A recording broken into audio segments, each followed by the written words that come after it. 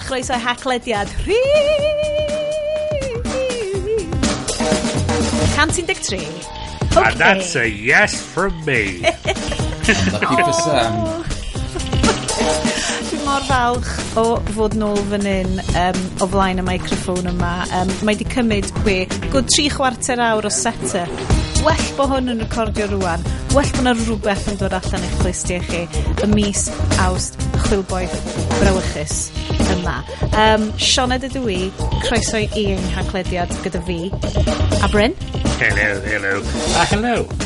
A Iestyn? Hello. Okay, dwi mor agos i re-recordio'r intro ma. Mae'r egni'n isel iawn. Na, it's good. Achos bod does na ddim party half vibes. Chilled half. Chilled half vibes. Okay. Da ni'n teimlo'n zen. Mae'r manic energy wedi cael ei satisfio. Mae'r hael mynd lawr efo'n co. Mae gynna i gaws ar y bwr ac wyn wrth i'r. My guys. A mae'r egni gyd wedi cael ei satisfio gan yn ffilm ni mis yma. A da ni gyd yn... We're done. We're done mellow. So, gadewch i fi... croeso i'r haglediad. Oedden ni'n arfer bod yn podlediad am tech. Mae hwnna sort of kind of dal yn wir, o'n i hefyd yn podlediad am pop culture a pop peth arall. Be bynnag da ni'n teimlo fatha, really. I beintio darlun geiriol i chi, a i bawb sy'n talu am yr OnlyFans stream, da chi'n gallu gweld hwn yn barod, mae'n ffain. Dwi'n eistedd mewn stafell sydd yn edrych fel rhyw fath o Swedish torture dungeon. Mae'n dywyll iawn yma. Mae Sioned wedi bod yn gryndo i gormod o'r Swedish minimalists. Ti deitha fi. A mae wedi penderfynu cael gward o goliadau gyd. Ie. Pwy sydd angen gole? Gadewch i ni fod yn dywyll am 6 mis y flwyddyn. Mae Caerdydd mewn rhyw fath o storm vortex really boeth muggy kind of brawychus. Whereas dwi'n edrych ar y camera feed beautiful 4K HD sy'n dod o Gaernarfon a mae hi'n goddamn beautiful. Mae'r gola just yn hyfryd yna. A wedyn dwi'n edrych ar Bryn yn ei flat bach cutchy cozy fo. Mae di symud rownd i ni gael gweld hyd yn oed mwy o'r celf tu ôl iddo fo. It's beautiful. Guys, dylech chi talu am yr extra stream just i allu gweld hwn. Fel mai rhai o'n ffrindiau anwyl ni wedi wneud. Dyn ni really ddiolchgar. Mae gen ni gyfranwyr. Mae'r benod yma'n dod i chi'n special. A nid yn unig hynna, da chi'n cael classic Sioned segue i fynd i fewn i'r introduction. So mae'r show yma'n dod i chi drwy nawdd Aled Illtyd a Jamie wedi bod yn rhoi yn gyson diolch o galon Aled Illtyd unwaith eto allai ddim ymddiheiro digon bod fi heb mentiono chi mis diwetha, allai ddim diolch i chi digon am gyfrannu'r sioe. Diolch i bawb sy'n rhoi cyfrannu'r sioe. Chi just yn neud hwn i gyd yn possible. Ond dwi hefyd ddim yn gwybod pam bys chi eisiau neud hynna. So, os mae rhywun yn gofyn pam bod hyn yn digwydd, da ni mynd i wan gallu dweud bai chidio. Bai chidio, guys. Dwi'n mynd i roi flag up. Dwi ddim mynd i roi chance i'r guys ddod fewn i'r sgwrs. Pyrch y poeni.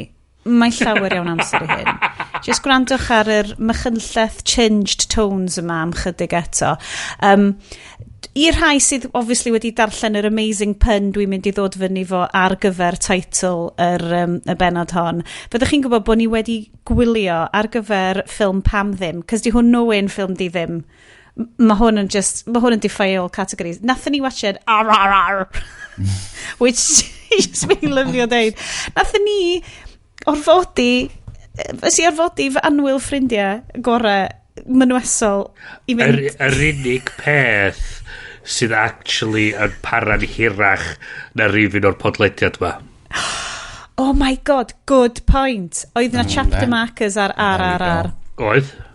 Ffilm, Tollywood, hollol, mind-blowing. Mae o fatha 8... Allai ddim hyd yn oed. Fatha 8 ffilm mewn un, a rhywsut mae gyd yn gweithio fo'i gilydd.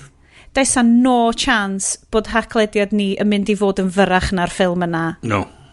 Mis yma. Joiwch. Skipiwch yr chapter markers. Mae Amazing Iestyn sticio fewn yna'n syth. Os da chi just eisiau clywed hwnna. Ond, i chi OG fans, chi'n gwybod beth sy'n dod nesa.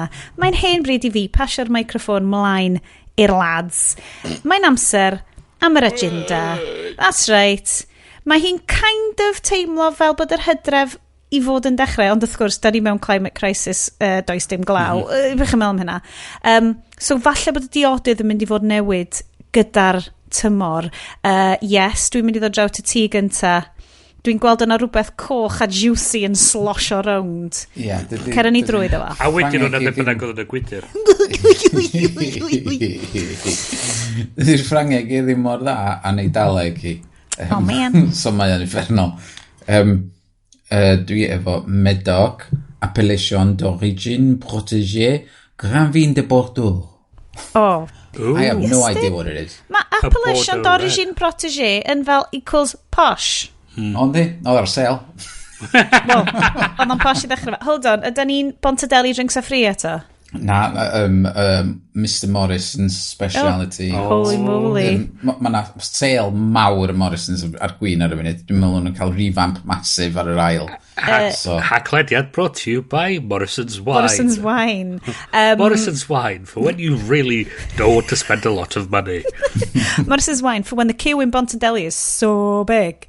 You just got to get that gwyn before the recording. Yeah, gotcha. Help the way, don't know who I am, yeah. Yeah, so os gen ti fel cheeseboard hefyd, cause... Oh, yeah. Sian, ma'n munchies, o'n i'n jokian, ma'n actually cheeseboard. Cheese of the week. Hold on, ys na sale yn Morrison's lle mwyn deud... O na, mae hwn di dod o Bontadeli. Yeah, obviously. Be di o? Geifr defaid? Ok, gna tasting notes i ni. Mae o'n Eidaleg. Y cawsta. Mae o'n nutty. Y cawsta? Mae o'n cross rhwng parmesan a be di yna fo Gran Padano? Ok, manchego yn ddefaid, ydy? No, I don't know. So mae o'n hallt, mae o'n sharp, crumbly, mae o'n galar. Dyna di disgrifiad fi ar bio Twitter fi. Sharp, crumbly. Ac efo notes o gnau. Yeah. Ar ôl y cwbl fynyddoedd diwetha, you knows it. Bryn, gadewch ni fynd draw i Llundain. Lle does dim Bontadeli. Mae'n dlawd iawn. It's a food desert. Food desert, oedd ei llythrenol. Mae gen i strawberry and elderflower press. Fwo. Os na flick ar yr E, cos could be press A. Press A. Thank you. Mae'n press B hefyd. Press A to continue. I will, thank you. A dwi di roed, mae'r tama bach o'r Twisted Nose Dry Gin wedi disgu fewn i'r... Hold on, na. Bryn, tyda'r botel na nôl. Blue balls, yw na? Iesu mawr. Mae hwnna'n edrych fel... So, tro dwi'n weles i y shade yna las, oedden ni'n chwarae minigolf yn Barry Island, ac oedd gen nhw fel pirate-themed minigolf, ac oedden nhw wedi rhoi gymaint o blue food colouring yn y dŵr i trio neud o edrych o bod o ddim yn wyrdd. Oedd o wedi dod allan y lliw yna. Y gwydr sy'n lliw yna, by the way. Ti'n siŵr ddo, Bryn? Ydw. Mae'n edrych o bod gen ti can o petrol yn sort of slosio rownd. Oce. Mae o'n fel graduated gwydr. Oce, wel mae hwnna'n smart. Twisted Nose. Lle ddim deud bod hwnna'n troi darluniau hyfryd i fi o be fysa hwnna'n blasu fel. Mae o'n distilled with watercress. Well, fuck that. Hang on. Beautifully bright and balanced dry gin with a unique watercress twist. Grown in the cool, clear waters of Hampshire's meandering chalk streams. The watercress adds a light, peppery sparkle. Oh, hold on. Mae'r British Podcast Awards newydd textio fi. Ellis James di ennill award arall. Do, ond hefyd, maen nhw wedi rhoi dy wobr am the most wanky gin i ni. Diolch. Hoffwn i ddiolch i. Fair play. Na, mae o'n, just... Dwi'n lyfio tasting notes ar beth. So eisiau ar cwrs neud espresso chdi bach yn ôl, obviously. Dwi'n lyfio. That's kind of wanky bullshit dwi'n cover ni. Keep on that wanky bullshit. Mae'r vlog. Yeah, come on. Is i gwared o Instagram am reswm. Ti'n mwyn gorau edrych yna fo? Just put it up there. So, mae'n trech yma... Reels are life, bro. Mae'n fatha tasting wheels gyda nhw i flasu pethau. A be sy'n ddiddorol di, mae gyda nhw fath bethau standard Apple. So mae gen ti hwn ydy'r ogla afal. A so mae'r formula... A mae lot yn nhw fatha sort of... Diolch yn afal fatha sy'ch chi ei fi'n nabod o, ond just fatha hwn yw'r standard Apple. Hwna di blas Apple Sours. Nath neud i fi am un cyfnod methu bita Granny Smiths. Achos oedden nhw'n atgoffa fi gormod o Apple Sours yn yr Academy yn Aberystwyth. What? Oh, wow. Bad Apple move. Sours yn yr Academy. Boo. Wow. Boo. I'm aging myself. Wow. Ond ie, right. be sgyn Sioned on the go, ddo? Cos, behind the scenes, kind of, behind the curtains, oedden ni ar fi'n setio fyny, ac oedd Sioned yn gyrru negesio beth a benydd i ni. Ac oedd hi di managio gwllwn bwcad rhew. Yeah. So mae chaos yn mynd ymlaen. Ti'n mo, mae hwn yn 2 awr plus y podlediad. Dwi'n credu bysa fel detour fewn i fel behind the scenes beer storage fi yn gweithio i bawb. Dwi wedi colli ice bag bach fi. Oedd o'n arfer cadw boteli'r plant yn oer pan oedden ni'n mynd yn nhw allan, cos oedden ni ddim yn gallu neud breastfeeding, so ni just yn paratoi loads o boteli llaeth a just sticking nhw mewn bag. So completely ddim yn dda o ran iechyd y diogelwch, ond nath o weithio i fi. Mae hwnna di mynd ar goll, dwi ddim yn goll lle mae di mynd o'n i'n arfer pacio hwnna fo ice box a wedyn rhoi drinks fi yn hwnna. So hwnna di mynd. So nes i ffindio pumpkin head Halloween bucket, llenwi hwnna fo dŵr a rhew, a sticio drinks fi yn fo, a dod efo draw fan hyn. A wedyn dechrau teimlo oh god. Mae'n troi allan, nad ydi pumpkin Halloween buckets, a wedi'w designio i literally ddal dŵr. So, nath o ddim hitio unrhyw beth drud, ond diolch yn fawr i Jamie ac Aled am sponsro'r benod yma. Potentially galle fod ni wedi goffa cael equipment newydd. Rwan, mae gen i... It's on screen. Be di hwnna? Sosban. Sosban, ie. Massive. Massive o sosban. Gyda crochan, actually. Loftos i 8. Check. Good soon, though. Yeah, definite. Right. Mae fatha casserole dish anferthol. So, dyma achos cyfan gwbl o Sioned yn mynd i, obviously, Lidl, that's right, Lidl Deli, a gweld tin neis, a mynd, wel, mae hwnna on brand i fi. Na i just prynu hwn. I know, mae'n mynd i flasu fel chwd yn dydio. Yeah. So, hwn ydi German Brewed Session IPA o'r enw Steam Brew. A mae gen fo celf really fel fantasy novel, steampunky.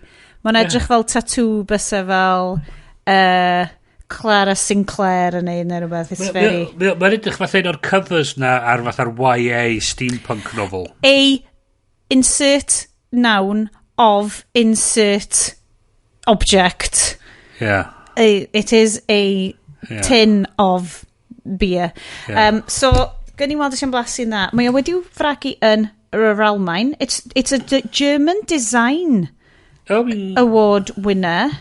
Oh. It's a German Brand Award 20 Special. Dio ddim actually mewn Almaeneg. Want bwysiwch?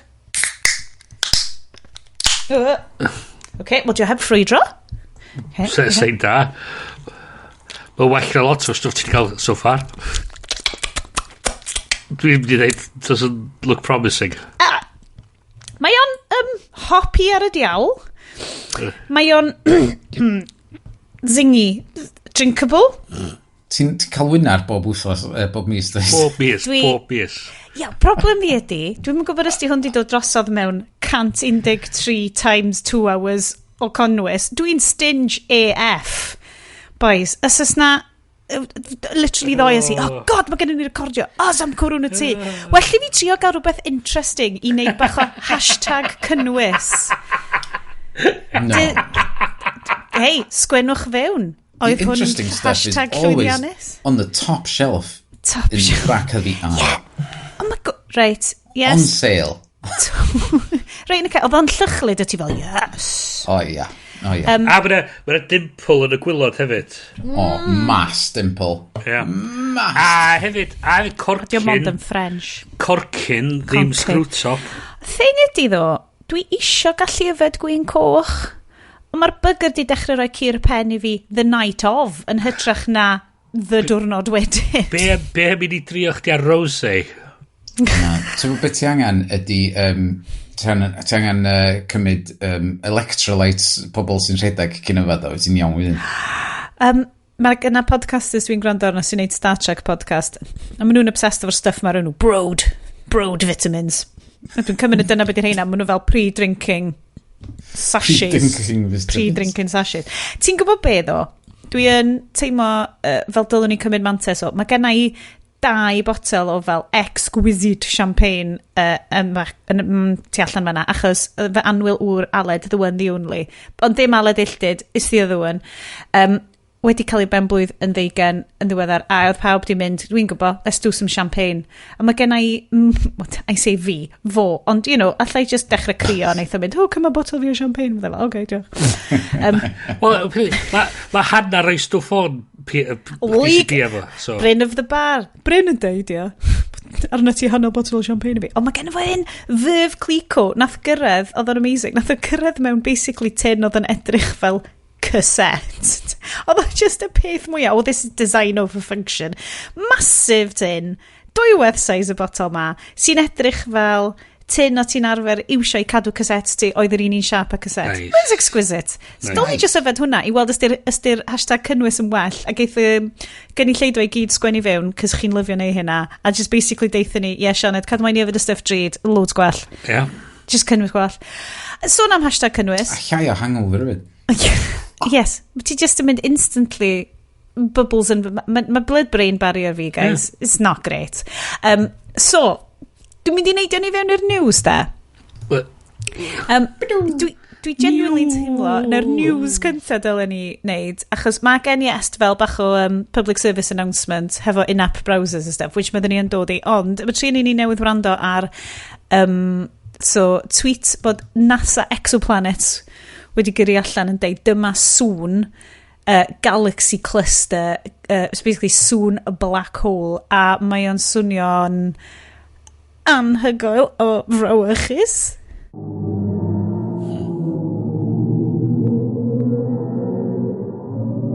I mean, ys nad i hwnna'n swnio fel soundtrack i fel Sandman neu rhywbeth. Yeah. Ond y peth pam nes i glwad o, y peth nath o di mhenni instantly oedd Event Horizon, y ffilm. Oh my god. Yr horror movie in space.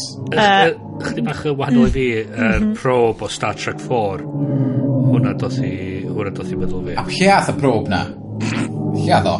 In Wales. It went to Wales. It went to see the whales. The Doctor.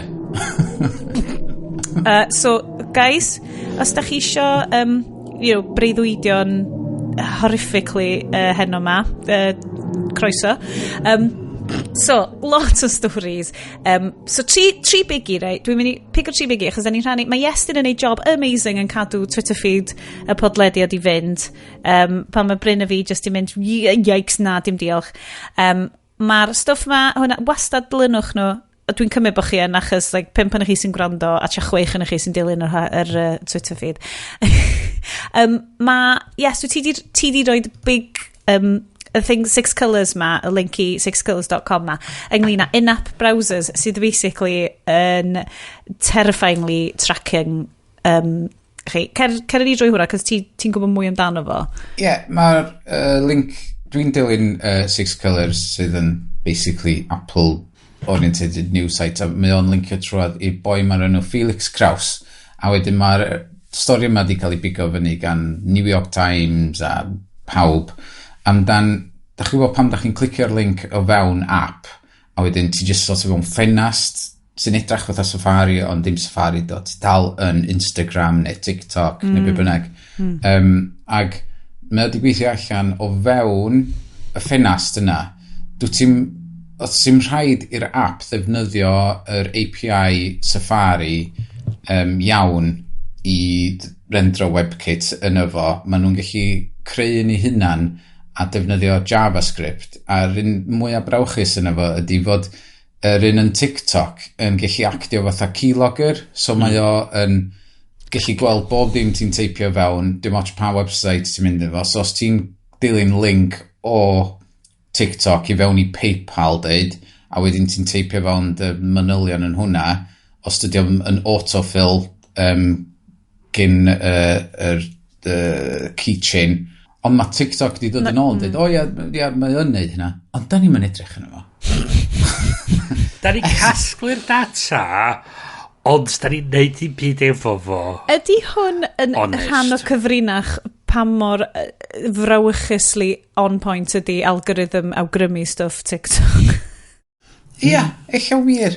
Ond mae'r un peth hefyd, wel, dim union un peth, i Instagram, Messenger a Facebook, lle mae'r JavaScript maen nhw'n reid i fewn yna. Dydy o ddim yn actio fatha keylogger, ond maen nhw'n hijackio lot o stwff o ddiarno fo, a ddim yn saff fatha mae bob un arall. Fatha, so mae gen ti Amazon, Snapchat, arall oedd i fewn yna. Oedd gen ti Twitter, Reddit, WhatsApp, Slack, Google Maps, YouTube, Gmail, Telegram, Signal, so on and so forth. I gyd yn defnyddio yr ffordd iawn o wneud o. Ond Facebook, basically, Facebook a TikTok ydy'r rei sydd yn amhys. No shit.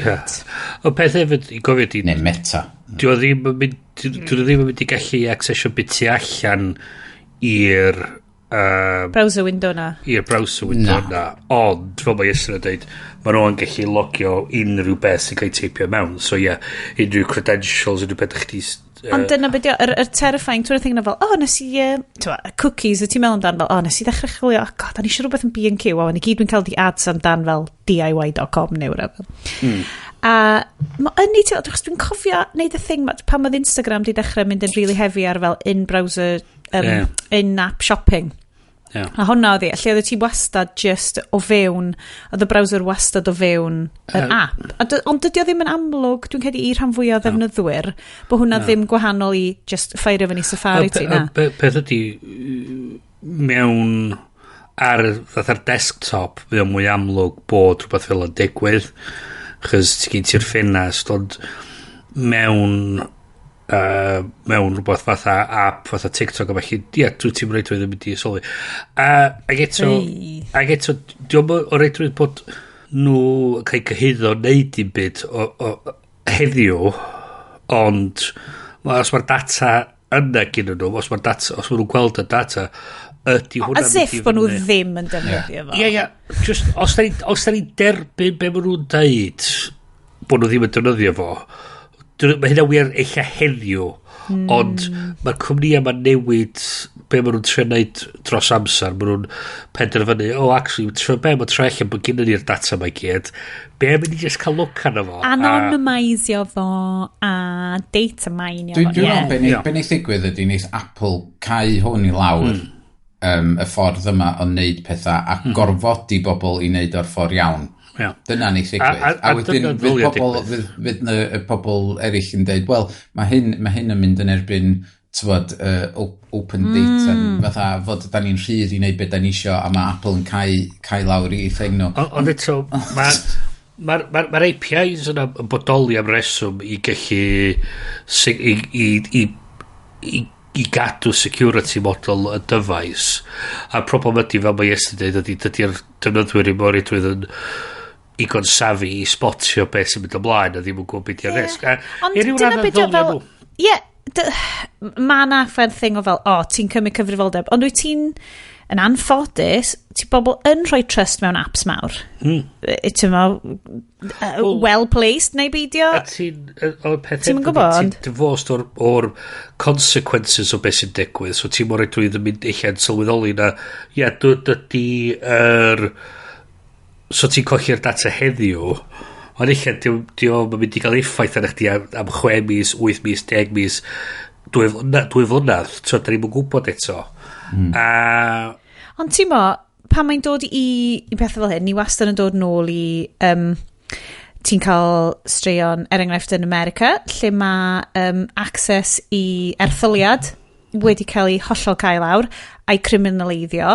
Os wyt ti'n teen a ti'n gwybod na TikTok ydy lle wyt ti'n mynd, ac wyt ti yn defnyddio'r in-app browser i ffindio links a stuff fel na, dwi ddim yn gwybod ai TikTok ydy'r esiampl gore, ond gen ti Facebook, Instagram, Meta, ti'n chwilio am access i erthyliad diogel, cyfrinachol, dim fan hyn ydy'r lle gorau i wneud o, cos mae dy holl wybodaeth di yn gallu cael ei gipio'n syth a'i roi i the authorities.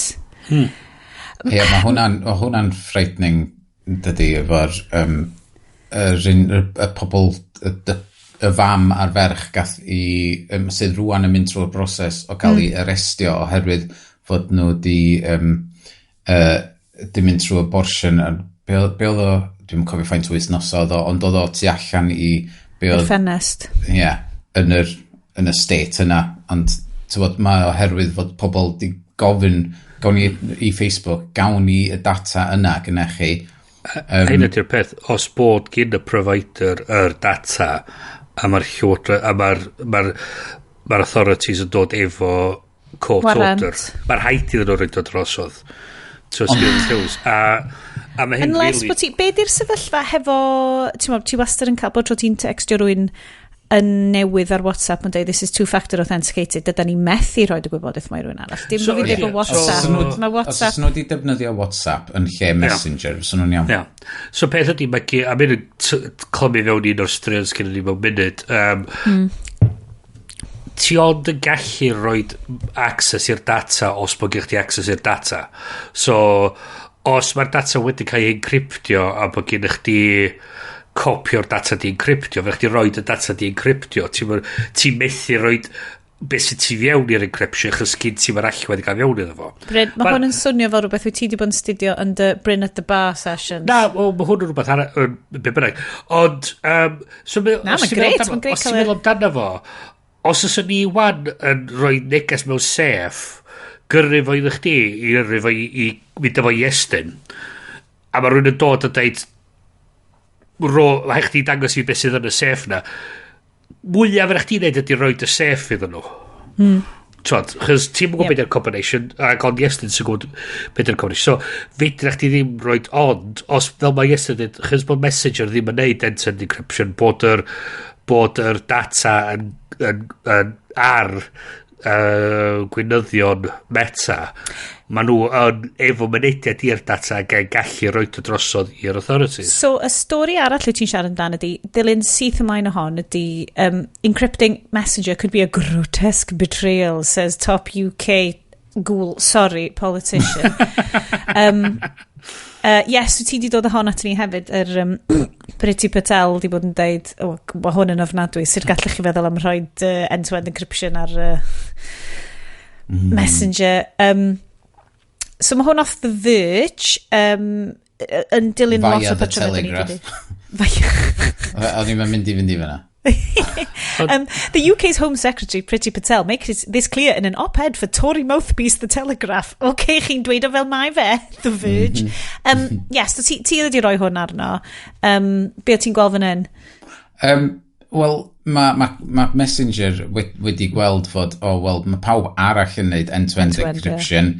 So, ni di'r unig reid really sydd allan yn y wan sydd ddim yn neud o, a well ni reid y planiau i fewn wan i neud o. Ac wrth gwrs, mae Priti Patel di dod i fewn yn dweud, no, don't do it. Think of the children. Yeah, hwnna di o. You know... Hi ydi Helen Lovejoy yn y Simpsons yn mynd, won't somebody think of the children? Ond, ti'n dag pam bo Meta eisiau neud o, chys os mae gen nhw'r data, mae nhw'n gyfrifol am beth sydd yn y data, a felly gyfrifol, so fatha, mae nhw'n chwilio am lluniau amheus, lle bod pobl yn rhannu, ac os bod nhw wedyn yn cael ei gorfodi fod yn gyfrifol am beth sydd ar y platform, mae nhw wedyn yn gorfod roed yr ymdrech i fewn wedyn i trio chwilio am yr peth amheus ma a codi sylw yr awdurdoda.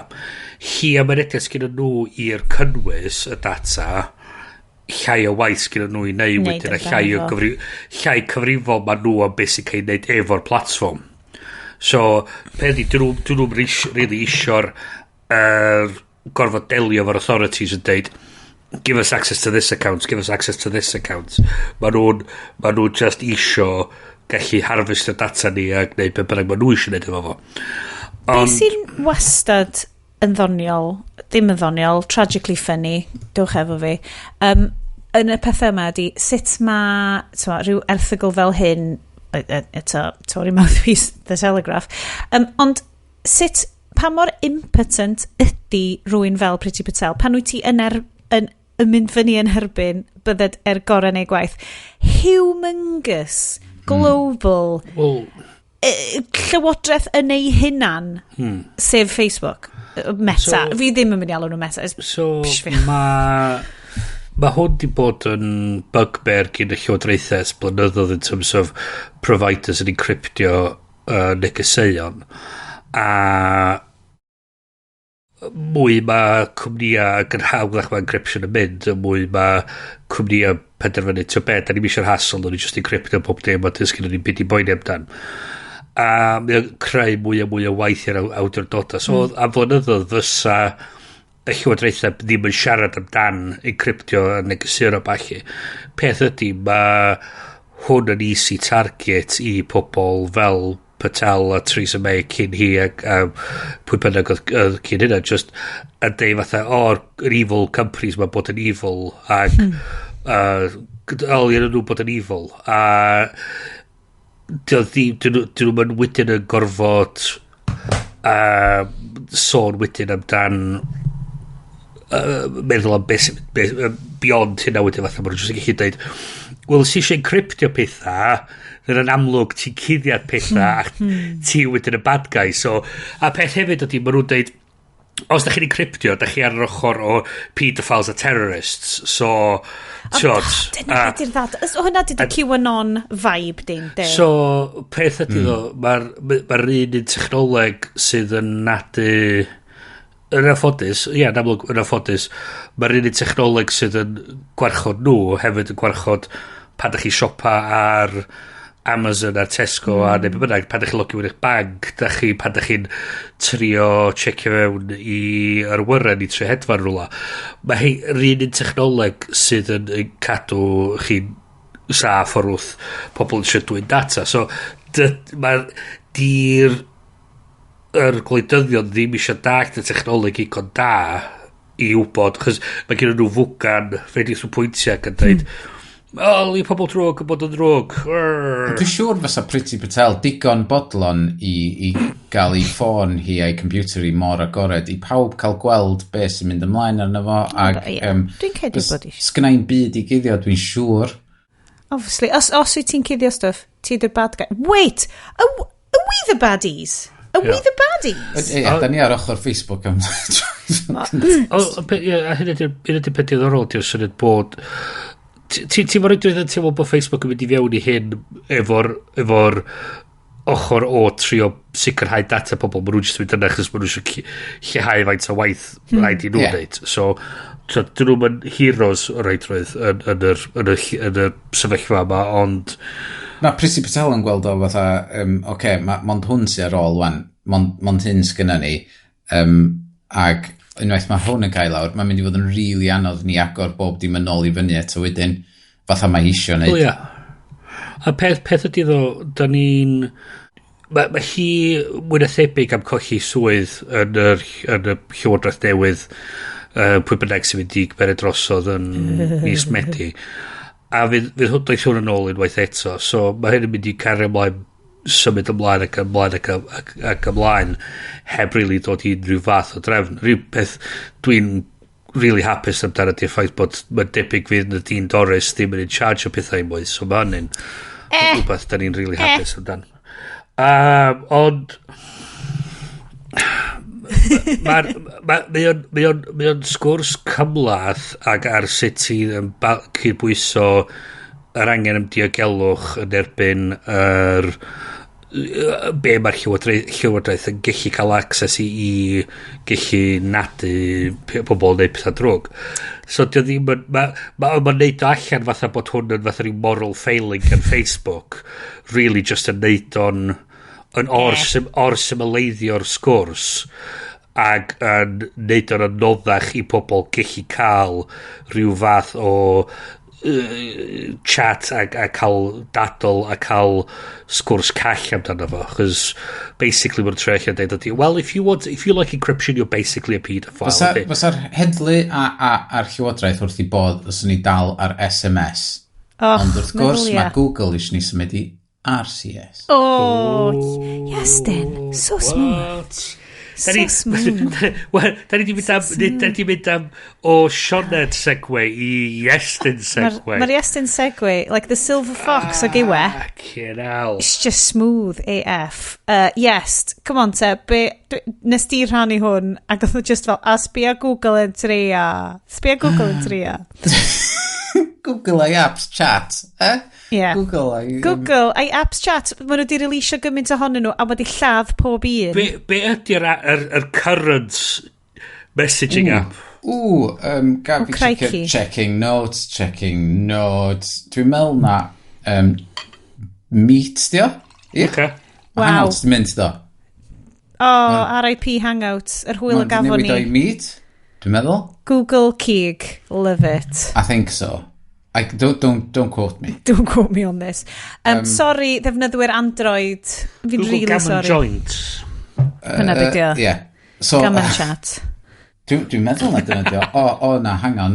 Mae Ars Technica erthigol yma yn deud, right now, Google runs 3 mainline messaging apps. Besides this, Google Messages, RCS platform, there's also Google Chat, which is more traditional over-the-top messaging service, and Google Voice, which is a Google-provided phone number with SMS. Wait, hold on.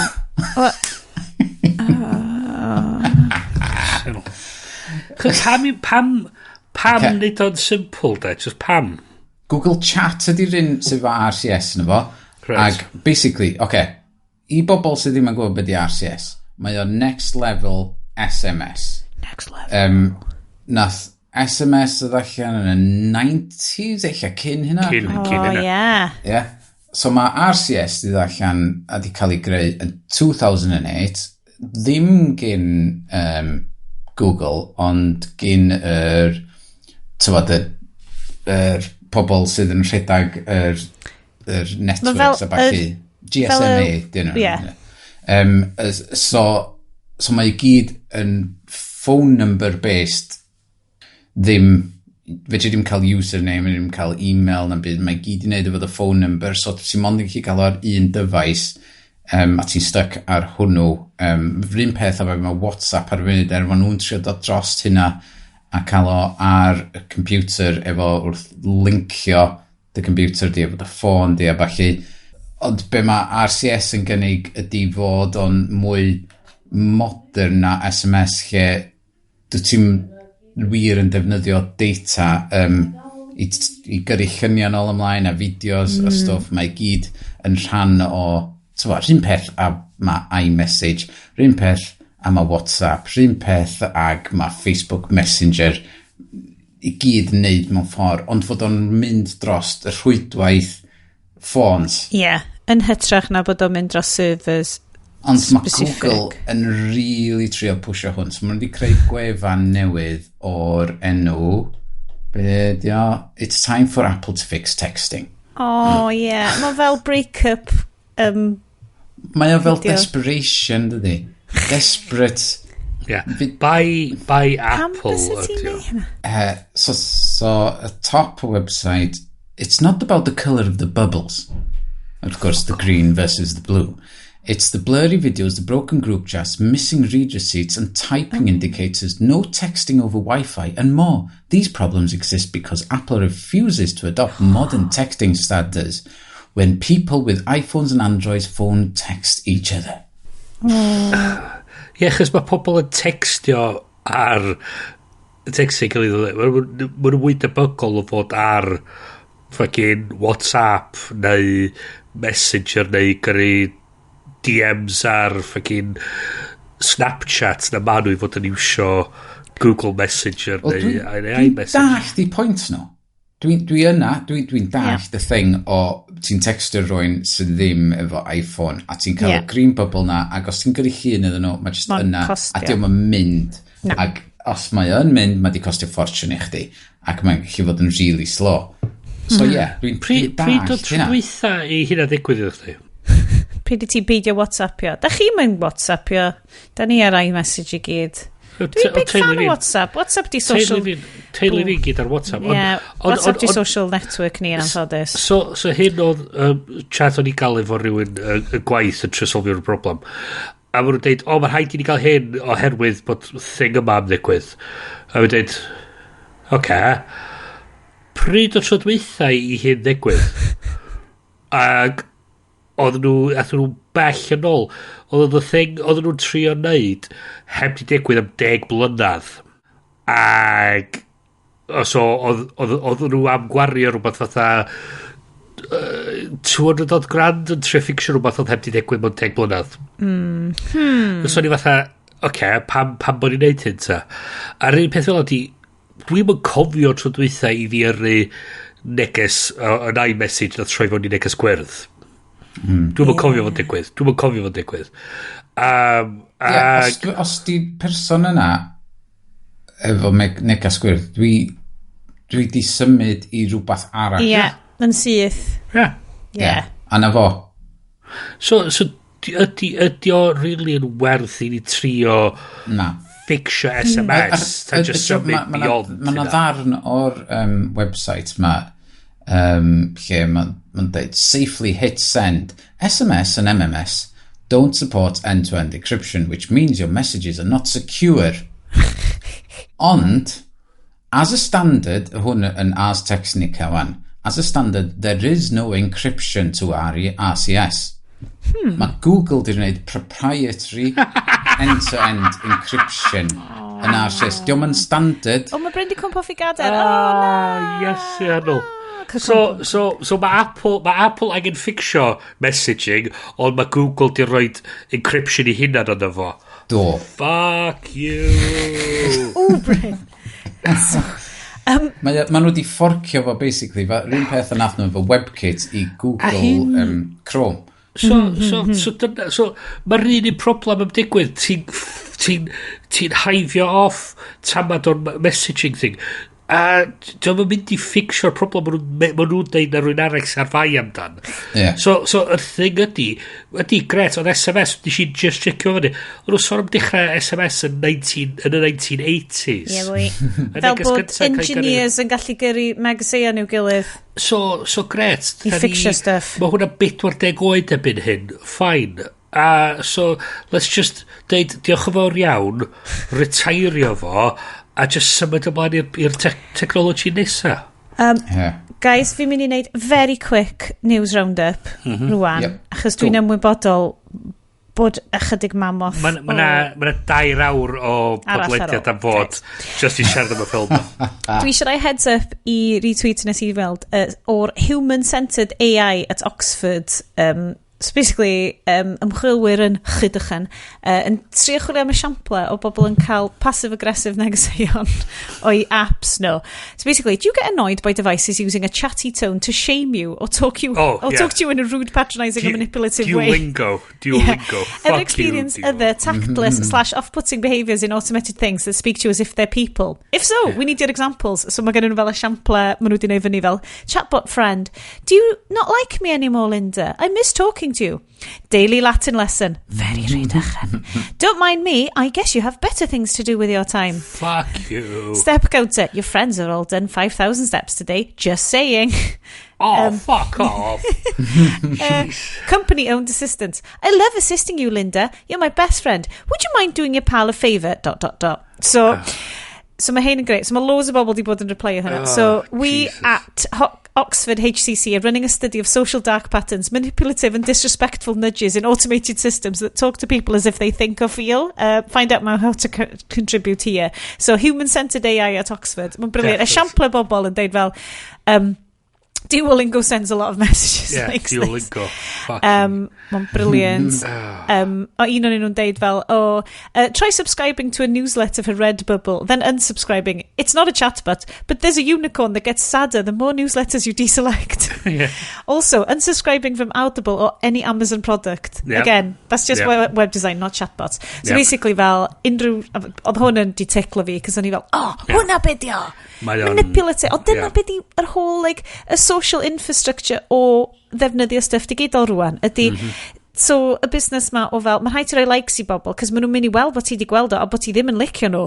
So, pan mae apps ti'n dod nôl at y ti yn deud, fel y stuff Duolingo na, dwi fel, Un o'r pethau sydd yn annoio fi efo Duolingo, ti bod, mae o'n fatha ti'n hitio fatha rhyw milestone, o dweud, ti di bod yn 125 days, yay! O dweud, share this, o dweud, Na, I'm good. Just... A wedyn dwi'n look fewn nesa, a mae'n rhaid dweud, person X has congratulated you. It's like, Pam? I have not shared... mae hwnna bach yn creepy. Mae o'n fatha, yn y rap, mae o'n dweud fatha, dy ffrindiau chdi sy'n dilyn chdi. Na, like stealth social media. Extra quick. Go just... brief jump back, nes i'n gwybod sôn. Fel o'n i'n neud yr ymchwil i'r RCS thing. Dyma'r headlines diweddara am RCS, okay? Google is pausing RCS ads in India due to spam. Android 13 is causing RCS issues for Google Fi customers. Some Pixel users can't use RCS messaging on mobile data after installing Android 13. Maen nhw mor masif, ond maen nhw... pa'n bydd Google RCS wedi cael ei retairio mewn mis anyway. Go. Diolch Es. So mae hon yn Iest-centric. Un o'r stories da ni wedi bod yn batio nôl ymlaen ers couple of fisoedd yn un. The abuse of visual effects artists is ruining the movies. So da ni wedi batio cwpl o erthyglau nôl ymlaen, ond hon oedd un o'r deep dives gorau ni wedi gweld draw yn Gizmodo.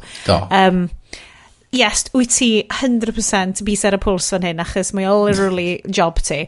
Be oedd ti'n meddwl yr erthygl ma o'n i wedi gyrru draw? Oedd o'n wych. Oedd o'n, nes i stlaw, hanad, oedd o'n mor drist, ond good read. Good for entertainment. Well, ar ffaith bod o'n actually galw allan. Mae galw allan. Mae bob un o'r erthyglau eraill sydd wedi bod yn mynd rownd yna tu allan, a mae gyd mewn mewn rwan, sydd yn rhaid y broblem sydd allan yna efo'r VFX houses mawr allan yna, lle maen nhw'n gyro... Yeah, the bidding process is broken, ydy'r un o'r teitl ma'r, sorry. So mae... Marvel yn dod i fyny at nhw a dweud, reit, da ni yn mynd i wneud Ms Marvel series newydd, da ni angen y shots yma di wneud, faint fydd eich pris chi. So maen nhw'n cael general outline o'r shots, maen nhw'n reid i pris i fewn, a maen nhw'n trio mynd yn is ac yn is, bob pawb yn erbyn i gilydd, a wedyn, unwaith mae'r job yn dod i fewn, mae Marvel yn newid y goalpost ac yn symud o bell i fewn i cael y changes ma, pan ti'n cael, i prif beth nhw oedd bod ti'n cael cyfarwyddwyr sydd mor newydd i'r holl fyd effects a ddim yn gwybod bod newid rhywbeth maen nhw'n teimlo'n fach fel rhyw symudiad yn golygu wythnosau o'r endro a celf a hefyd ti'n gweld fatha attitude agwedd rhai o'r directors da ni'n teimlo sy'n bach mwy enwog yn tuag at y VFX hefyd, so welon ni'n un o'r fideos ar ôl i Thor Love and Thunder cael ei ryddhau. Taika Waititi yn bod yn gas at yr VFX pobl. Guys. This doesn't even look real. Gai just rhaid y gair allan. Taika Waititi. Jump the shark tam y bach. Wel, yeah. Fi'n teimlo, bod dim bach o ddiweddar. Dwi'n gwybod bod ti'n mynd disgwyl i rwy'n fod yn humble ac yn... Dim dyna di vibe o, ond fel, punch up, yeah? Ti'n punch lawr? Sorry. Yes, fel rwy'n sydd yn... Ti di siarad efo ni o blaen amdan bod yn rhan o'r diwydiant yna. Dwi'n cymryd bod bidding process, day and a lolly, ddim, quite. Dydy budget esbryd neither here nor there. They threw a cracker at me, I make lollies ring. Mae Industrial Light a Magic wedi bod yn beidio am yna fo. Am Iestyn, specific. Mae Iestyn just yn isten o fel morlo. Maen nhw'n taflu rhyw sadin i ti fel... Dyna di'r gwirionedd efo S4C erbyn hyn. Mae dos am pres yna i wneud ffocol, a mae pawb yn trio wneud y gorau maen nhw'n gallu efo'r cymioga maen nhw'n gael i wneud y rhaglen yma. Am fod ti'n edrach dros dy ffin at rhaglen sydd wedi cael ei anelu at wedi cael ei wneud yn yr un fath o ffordd fatha The Worst Witch ar BBC ag nath nhw ddechrau yn 2017 a ti'n edrych ar credit list The Worst Witch ag mae gen ti Milk VFX yn gweithio ar hwnnw ar safon i be maen nhw angen eitha tebyg i be mae Dian Loli angen ond wrth gwrs mae Teams Ymerodraeth just ddim efo'r funding yna so mae yna 2 yn ni yn gweithio ar hwn lle mae'n gyda nhw tîm o 15 yn gweithio ar The Worst Witch ond mynd yn ôl at yr big industry ma lle gen ti'r ffilm lle oedd ni rhannu'r ffilm documentary am Life of Pi Life After Pi 6 wsos nath ni rhannu hwnna gen Rhythm and Hughes oedd enw'r y cwmni ac mae'r union rhan sefyllfa lle oedd yn rwy'n wedi penderfynu o director neu rwy'n wedi penderfynu mae'r glaw yn bwrw y fforong mae'r rhaid newid o ac ddim yn sylweddoli faint o waith oedd hynna ar gyfer bob dim a'r teigr yn pwyntio fforong neu rhywbeth ac faint o waith ar ôl o bob dim oedd i dod cynt fatha'r pre-renders yr mocks i fyny a wedyn mae hyn yn mynd i setio'ch ni nôl wythnosa a pobl yn gorau aros fyny trwy nos i wneud o felly a dyma sydd wedi bod yn digwydd efo rhan fwyaf o stwff Marvel lle mae pobl yn gwrthod mae un o ffrindiau fi sy'n gweithio i ILM yn gwrthod gweithio ar prosiectau Marvel oherwydd fod yn dweud na dwi'n gwybod y stress diolch werth dy iechyd di a ti'n gweld so mae nhw'n taflud lot o stwff teledu, ffilms a lot o VFX fatha un o'r pethau nath dychryn fi chdi bach yn ôl gweld VFX ar ffilm James Bond diweddar lle oedd ar y golygfa lle oedd Anna de Abras yn cwffio mewn evening dress a high heels doedd ddim wisgo high heels doedd hi ddim yn gwisgo high heels wedges so oedd yn y shot greiddiol oedd hi'n gwisgo wedges sydd lot mwy obviously diogel i cwffio nhw wedyn peintio allan y wedge a rhoi heel i fewn iddi hi so nhw'n gallu neud y shot sexist fucking bullshit ond just lot o stwff bach I'm sorry ti ddim yn gallu edrych yn sexy Anna de Armas ddim yn gallu edrych yn sexy mewn wedge ond ti fatha wedyn lot o stwff bach pointless fela sydd yn lot o waith bach ti'n gorau rhoi ti fewn lle mae rhywun yn gorau mynd i fewn ac yn peintio allan frame by frame make shoe heel button a wedyn a eto i rhywun ti'n teimlo fatha chos ti'n gwachio stwff Corridor Crew mae nhw'n sôn dan y ffaith bod na fatha make cool button a ti'n sôn yn teimlo fatha fel ti'n dweud di'r directors ddim yn dall digon am beth sy'n involved dydy ond maen nhw wedi dod i arfer hefo y VFX studios yn delifro so ti'n dod i arfer does na neu beth wedi deud wrth Marvel dyn ni methu neu hwn ar gyfer eich dyddiad chi i Justice League gafodd nhw oedd nhw'n gorau neu reshoots cael Henry Cavill yn ôl mewn mae gen efo moustache a maen nhw'n gorau trio peintio fa allan mae'r whole byd yn pynsio lawr ar y VFX artist yn goffa neu beth mor ridiculous a peintio allan moustache nath yr un peth digwydd o gen nhw fatha wsos a hanner i peintio allan moustache nath ar rhywun mynd yn ôl roed y moustache nôl i mewn a wedyn peintio yn ôl allan eto a gen nhw wsnosau nid a nath nhw'n neud job lot o well chys o gen nhw'r amser i neud o a so mae'r just yr syniad bod chdi just gallu troi rownd a dweud dwi'n meddwl un o'r erthyglau nes ti ddeud Iest oedd sôn am y VFX direction ar Black Panther ar ffaith bod cera ni drwy hwnna mae hwnna'n nuts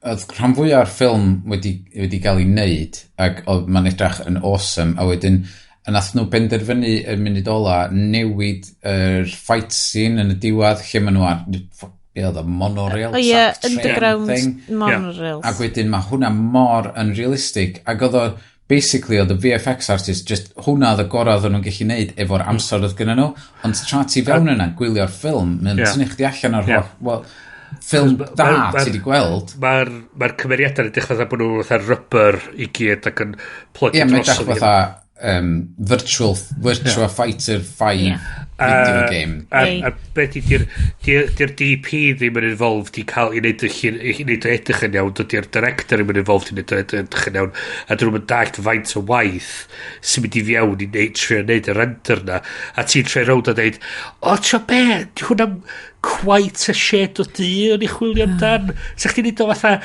500 llai di ar ochr yna, a wedyn mae'n fatha, iawn, dim fel am... So, un o'r prif pwyntiau yn stori Gizmodo, a da ni ddim yn siarad amdano fan hyn, ydy taw Marvel, but hwn yn primarily yn digwydd o fewn films Marvel. So why are we only hearing about Marvel? Marvel is so prolific and has so many projects going on, they have to hire dozens of studios at a time all over the world. So dim reidrwydd un studio, cohesive sy'n neud o. So not only is underbidding happening based on domestic competitions of America, but it's also based on the assumption that other countries will be exploiting labour loopholes and tax incentives. For example, the UK doesn't have any paid overtime in any industry, says H, a production coordinator. Because they don't have to legally pay anyone overtime, when they bid a show that might cost them $15 million to do the work, a UK studio might say, we can do it for 10. So if they rack up 200 hours of overtime a week in London, it doesn't affect the bottom line. It's not costing the studio any money to force you to work through to this crunch delivery. So a senior VFX artist, Sam, who has worked on 6 Marvel films across their career, agrees those London companies are awful. All of the British companies that I've dealt with have been brutal. A ti just fel, mae'r un sort of peth yn digwydd efo video games industry hefyd yn yr un ffordd. So un o'r Red Dead Redemption games oedd yr VFX artists yn cael ei chwipio ac gorfod cysgu dan i desks. Mae'r games industry yn... Cos mae'r dates yn cael ei rhoi. Dyna pam mae gennau mega parch am Nintendo er enghraifft. Breath of the Wild 2, so follow-up i Breath of the Wild. Mae nhw wedi deud probably rhyw bryd blwyddyn nesa. Dyn nhw ddim yn rhoi dyddiad yna fo, cos mae nhw eisiau creu... mewn ffordd Siapaneaidd hyfryd. Admittedly, mae yna probably toxic workplace yn fanna hefyd, mewn bob lle. Mae pobl yn stressed, mae'n siwr. Ond, bod nhw ddim wedi rhoi rhyw ddyddiad. Cos ti'n edrych ar game fel Breath of the Wild. Dio ddim yn cyberpunk situation lle mae allan yna. So un o'r pethau Marvel di wneud fy rein yn nhw oedd nhw di dweud, da ni am ryddhau y ffilm ar yr May 7th. Surprise, da di symud o fyny April 30th. A ti fatha, mae'r VFX houses gyd yn mynd fatha, what the fuck, di hanner y ffilm heb di rendro eto. O'ch ti'n gweld un o'r ffilms di ddim ni, Cats. Cats. Rhaid nhw'n cymryd rhywbeth fatha 6 mis i just i rendro yr trailer gynta. A wedyn gorau... fel laptop fi, to be fair. Ond, so yr trailer gynta VFX-wise, eich probably edrych yn agosach i lle oedd nhw isio bod yn y thing go iawn. A'r un peth efo Doctor Strange, lle y ffilm cynta, pam nes ti allan, nes ti weld ar opening weekend, oedd na shots yn hwnna, oedd heb di gorffan. Os ti'n mynd y weekend wedyn, oedd y shots yn efo. Mae'n siŵr bys rwy'n fel George Lucas yn lyfio hynna, boedd yn licio notoriously ffidlan hefo'i... A'r peth hefyd, peth o di, mae'r ffaith i ryw radda bod y studios wedyn yn gallu gyrru updates i'r ffilm. Fatha Patch Tuesday ar gyfer ffilms. Meddwl bod nhw fatha teimlo oedd nhw'n cael get away efo fo. Ac yn meddwl... nobody's holding Marvel accountable. So they don't care. They're like, fuck you guys, we can make as many changes as we want and you just have to deliver it. These changes can be major. Sam described an incident where an actor was filmed in a practical suit and the studio decided it was the wrong suit and you have to replace their entire body and just leave their head in every shot. Man, horrible. Ond ma'n edrych... Mae hwn yn kind of thing sydd wedi bod yn mynd mlaen dros y misoedd diwetha, alla i ddim cael mwynhad o gwatcha stuff Marvel. So, Bryn, o ti wedi bod yn gyrru fi, ti wedi watcha She-Hulk, yn i fel, dwi ddim yn credu bod gennau'r mental bandwidth i fynd nôl yna i'r weird. Mae She-Hulk yn good, ond mae just... God, mae gwatcha just fake gwallt. God, so nhw just i cael bodybuilding woman i wneud o, so ni mor excited. So, fatha'r 70s, 80s. Ond mae She-Hulk actually esiampl da o beth da ni siarad amdano. So, pan doth y trailer gyntaf She-Hulk allan, oedd pob yn ripio mewn iddo fo, oherwydd bod oedd y VFX i gyd yn edrych yn janky. A'r peth oedd, a dyna, get oedd y corridor crew di wneud tramad diddorol amdano fo, nhw'n siarad amdan y ffaith. Mae'n cyd-ymdeimlo, dweud. Cyd-ymdeimlo, ac oedd nhw'n siarad amdano y ffaith, mae lot o bobl yn edrych ar Facebook, mae nhw'n edrych ar YouTube, a mae YouTube a Facebook yn compresio'r fideo lawr, sydd yn neud yn chwaith. A mae'n dweud ydy, mae lot o'r stwff ti'n gweld yn y trailers ydy beth sy'n cael rentro barod, a diolch necessarily mynd i fod yn beth sy'n mynd i weld yn diwedd. So, mae'n gyd i wneud efo, ti'n trio rysio beth yma allan, a ddim necessarily dallt beth sydd yn, ydy, ti'n gallu wneud y shot yma ar y computer, ond fysa probably well i chdi wneud o'n practically. Ond dyna, so'r practicality sy'n dod yn yno. Dwi dal yn dod lawr efo fel rwy'n sydd dim yn gweithio yn yr un darn o diwydiant, ond yn gweithio, di tyfu fyny yn deud, dwi really eisiau gweithio mewn creative, ond fel just y gweithio ar fel stuff teledu, stuff film, stuff teledu, a'r y gwaith caled sy'n mynd fewn fel y team effort y gwaith caled sy'n mynd fewn iddo fo, ac yn gwybod bod ti'n neud hwn i gael y peth gorau allan o'n fo, ond bod ti eisiau gweithio fel tîm, fel bod yn y theatr neu be bynnag. Mae'r ffaith bod gen ti cyfarwyddwyr yn dod fewn wedi impresio rhyw exec rwla, a just wedi dod fewn heb y profiad, heb y gwybodaeth. So, na I just neud y quote arall yma, chos mae'r erthigol ma mor dda, fy'n y link iddo fo yn y show notes. The production companies are pushing unrealistic deadlines to get the visual effects, H said. Game of Thrones was one of the hardest shows to work on because you're turning around hour-long film quality visual effects times 10 in the same amount of time that you would be given to do a single movie. I've worked on maybe 2 shows where they actually had a realistic budget and timeline. Usually, you know going in that you're probably not working with what you need. Conrad remembers working on the last season of Game of Thrones, which had 6 episodes releasing weekly on a Sunday. We were working overtime on Friday night to finish each episode because they just hadn't made up their mind on what they wanted. Sydd yn gallu cael ei ddeud yn safon y rhaglen, achos ti'n edrych ar y storytelling yn season ola Game of Thrones, a mae pawb just 100% yn dod allan o'r season yna mynd, what the fuck? Dyn nhw'n gwybod beth oedd yn digwydd, dyn nhw ddim wedi rhoi'r amser i hynna ni a wedyn bynnag nath y penderfyniad na o dweud mae hwn yn mynd allan amser yna angen sac ti ddim fel rwy'n creadigol i gael gwaith creadigol da, ti ddim yn gallu gweithio, neu ti mond yn gallu gweithio i amserlen os wyt ti yn rhoi digon o amser y dy hun a digon o amser y dy staff di i gael o'n right. Fel dwi ar hyn o bryd yn y tŷ hefo rwy'n sydd yn gyfrifol am Utopia Season 2. Utopia Season 2 coming soon, but guys. Dyna ma ffilmio wan. Dyna ma ffilmio wan. Ma'n ffilmio wan, ond ma'n amazing. Ma'n ffilmio yn ysgol, represent ysgol Fitzalan yn Gaerdydd. Mae'r ysgol yn cael ei drian o'r ysgol. Mae'r ysgol yn cael ei rhoi fyny post-apocalyptic zombie fortress. Achos maen nhw'n adeiladu ysgol newydd sbon danllu lawr y ffordd. So, mae ffilm crew ni ddim yn goffod neud digital effects, cos mae'r lle yn edrych yn janky AF yn barod, achos mae'r lle yn cael ei nocio lawr mewn fel 6 mis.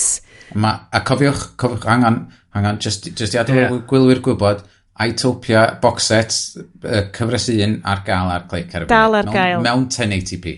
A mae'r visual effects ar hwnna ddim hyd yn oed wedi wneud gan visual effects artists. Dyna rai mae'r cheap oedd yno. So peth i gofio amdan pobl oedd Marvel ydy dyn nhw ddim yn... Dyn nhw'n goffo mynd yn ôl rheolau bobl normal na chdi nhw. The Elon Musk of TV. Dyn nhw ddim yn cwmni, ddim yn cael redeg gan pobl creadigol, cael redeg gan pobl pres ma nhw. Be ma nhw'n chwilio amdano ti, faint... Mae gen ni'r IP ma, faint o arian allan ni gwasgu. Mae Bryn yn edrych o fod o'n crysio grapefruit. Mae bobl yna sydd ar reit ar y top, sydd isio, reit, dwi'n caru'r rhaglen yma, neu'r comic yma. Dwi isio fo fod y gorau yma. Di Bryn ddim yn credu ti. Mae Andor yn dod allan diwedd mis nesaf, yndi? Ac mae nhw wedi wneud, ar bwrpas, di wneud erthigol neu brief showcase ar YouTube, dwi'n meddwl, yn dweud, all this was filmed on location, no green screen, bla bla bla, ac yn trio dweud, we didn't, ac ar bwrpas yn dweud, we didn't use the 360 TV screens, I bwyntio allan fatha, this is going to be proper Star Wars. Guys, 100% yes. Dwi'n gofio pan ddoth y 360 TV screen thing na allan. A oedden ni fel, wow, ma hwn yn exciting. Ond y mwyaf dwi'n watcher o, mwyaf dwi'n fel, ma hwn fel weird, ma weird ydi o, ma'n trippy, ma fel... Mae'n mynd yn ôl I beth Iestyn. Ond so ti'n neud yn stuff Sandman? Cyfarwyddwyr ddim yn gwybod sut I defnyddio'r technoleg yn iawn eto. Na, maen nhw'n gwybod, dyn nhw'n goffo gwybod sut I iwsio'r technoleg. Maen nhw'n gwybod beth maen nhw isio. Here and there. Maen nhw angen gwybod. Mae yna rhywbeth amdano fo. Rhywun peth a pam ti'n defnyddio iPhone newydd sydd yn neud cinematic effect, lle yn neud y fake depth of field na pam ti'n ffilmio rhywbeth. A diolch cweit yn iawn, mae bron yna. Mae ddylia nhw wybod sut... So, be maen nhw'n neud ydy, maen nhw'n neud rhywbeth, dyn nhw'n reidwydd yn cant a cant yn hapus efo fo, oh fuck it, we'll fix it in post. We'll fix it with CG, it'll be fine. Yn lle cael yr hyder be maen nhw'n trio neud, dallt be maen nhw'n trio neud. Ond y crefft creu ffilm, y crefft creu teledu ydy, mae gen ti'r stuff creadigol, a ti'n pwysio hynna, ond y grefft ydy I gael hwnna I gyd wedi wneud o fewn parameters. Mae fel wneud englyn, right? Ti'n gallu bod yn extra creadigol, ond ti'n gorau bod yn creadigol o fewn y parameters. Mae yna reola. A mae dy waith di'n well achos y reola yna. Like, don't go nuts. Efo'r fatha'r infinity brush ma I gallu neud beth bynnag maen nhw isio. Maen nhw jyst yn deud... Maen nhw just yn mynd I weithio allan. Make a cool button. Make a cool button. A'r peth ydy, mae'r studios, di'r boi sydd yn charge of Infinity Brush, mae gen nhw yr studios ar y top, so pobl uwch na Kevin Feige dyda, maen nhw just fatha, os chdi gweld... Money launderers. Wel, ti di gweld yr movie pitch meeting ar YouTube, do? Mae hwnna yn agosach i'r gwir na sa lot o ni... dwi'n meddwl igol cyffyrddus I gyfadda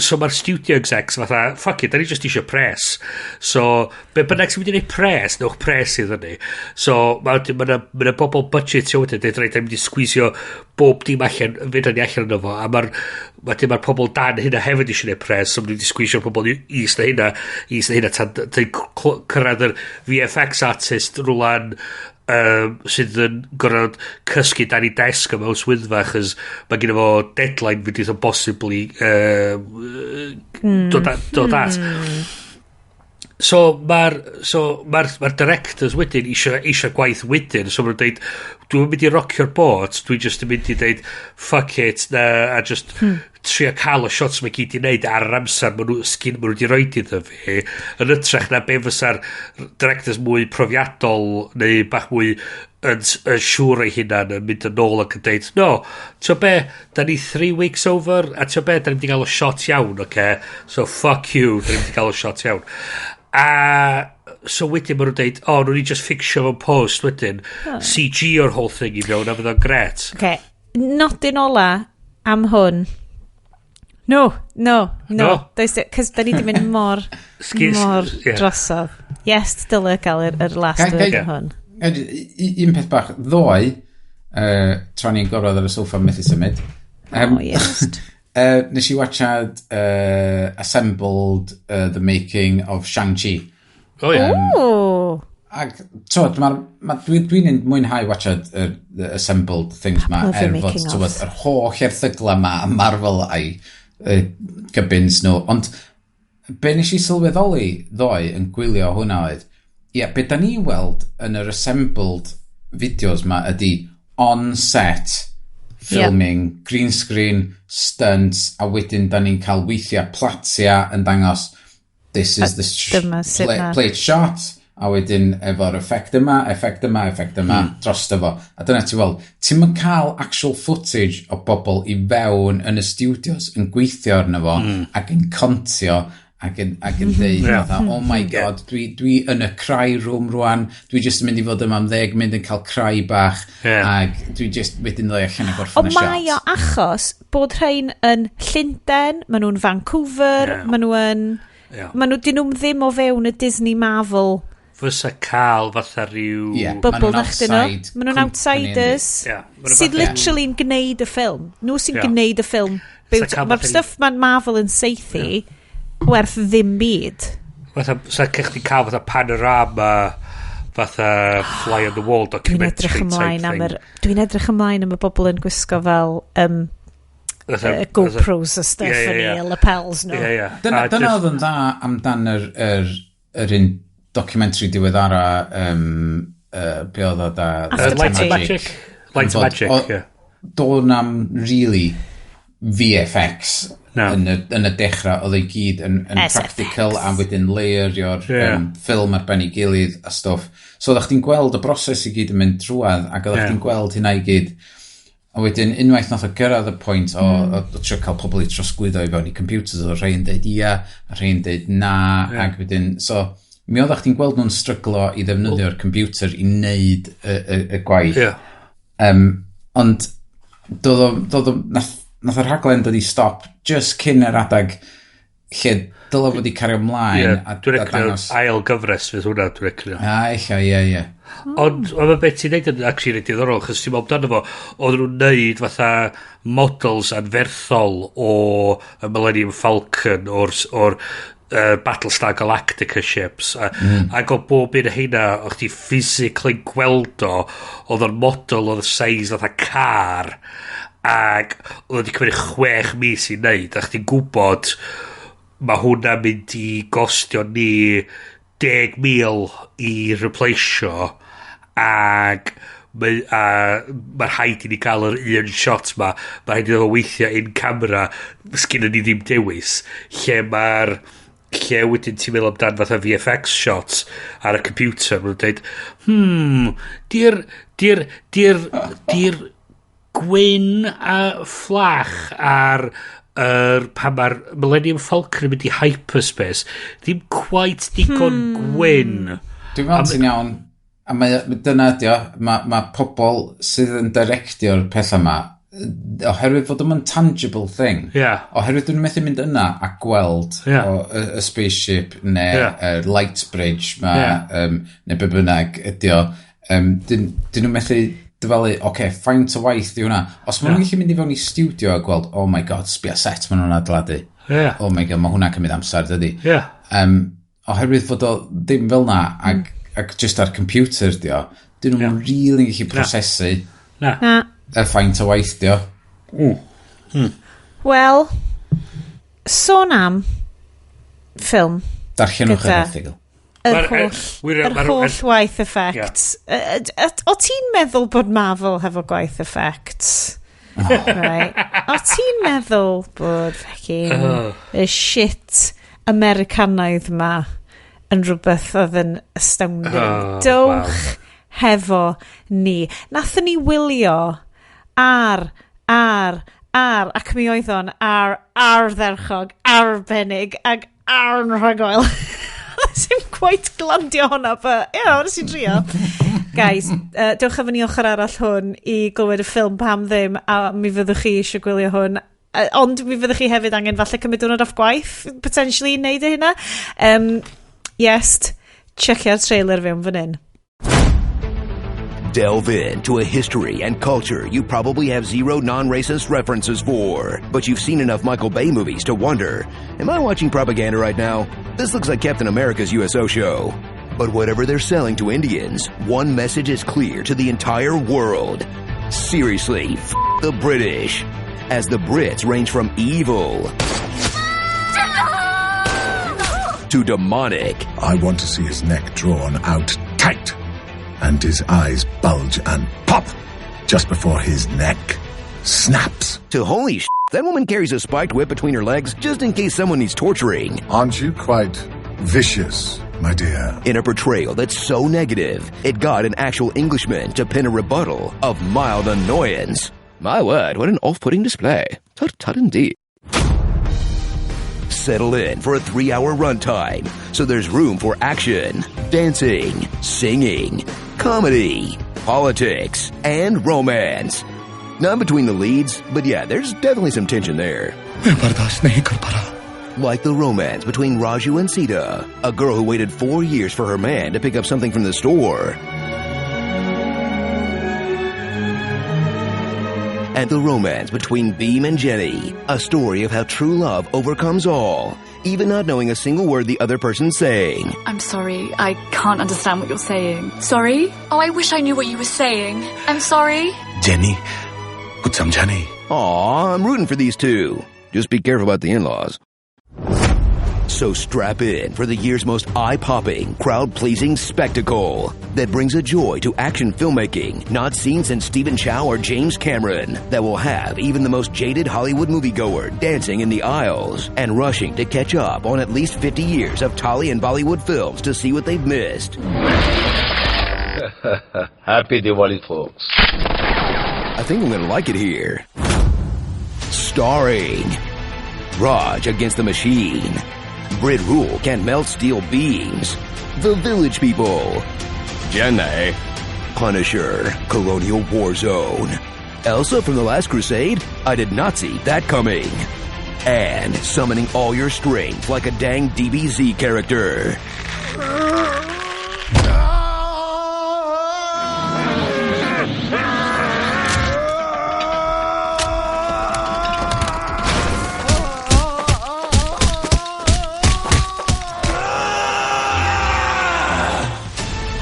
BFF.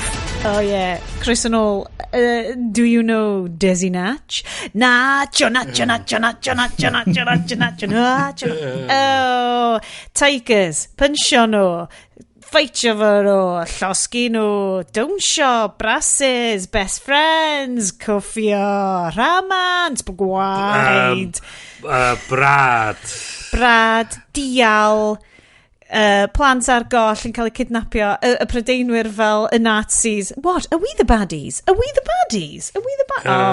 Mae gen RRR pob peth. So, dwi ddim yn gwybod os o'ch chi guys wedi clywed am y ffilm yma cyn I fi textio mynd hwn da ni watcher, by the way, hwn. Oeddech chi'n gwybod am fel epic vibe y peth, neu oeddech chi just fel, mae hwn yn mynd I fod yn random Tollywood film. O'n i'n gwybod be oedd o. A ti ddim best, a ti'n mynd fewn cold. Hollol, ddim syniad. O'n i'n gwybod fod o'n mynd I fod yn 3 awr ac fod o yn dod o India a na I gyd. So o'n i'n disgwyl lot o ganu, lot o dawnsio a ddim really dyna be ges I.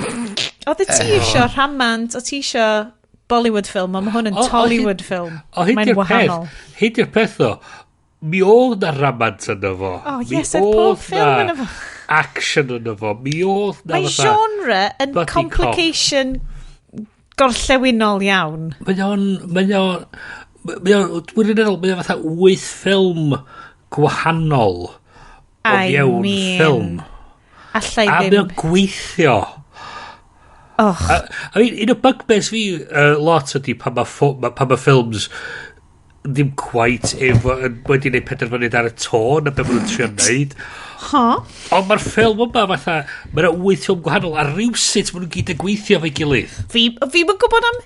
Wel, oce, ydy... Na, dwi hefo chi. So, RRR, dwi really yn gobeithio bod pawb sy'n gwrando ar hwn rwan, tra bod fi'n adjustio fy microffon, achos dwi really angen dod yn agosach i siarad am y ffilm yma.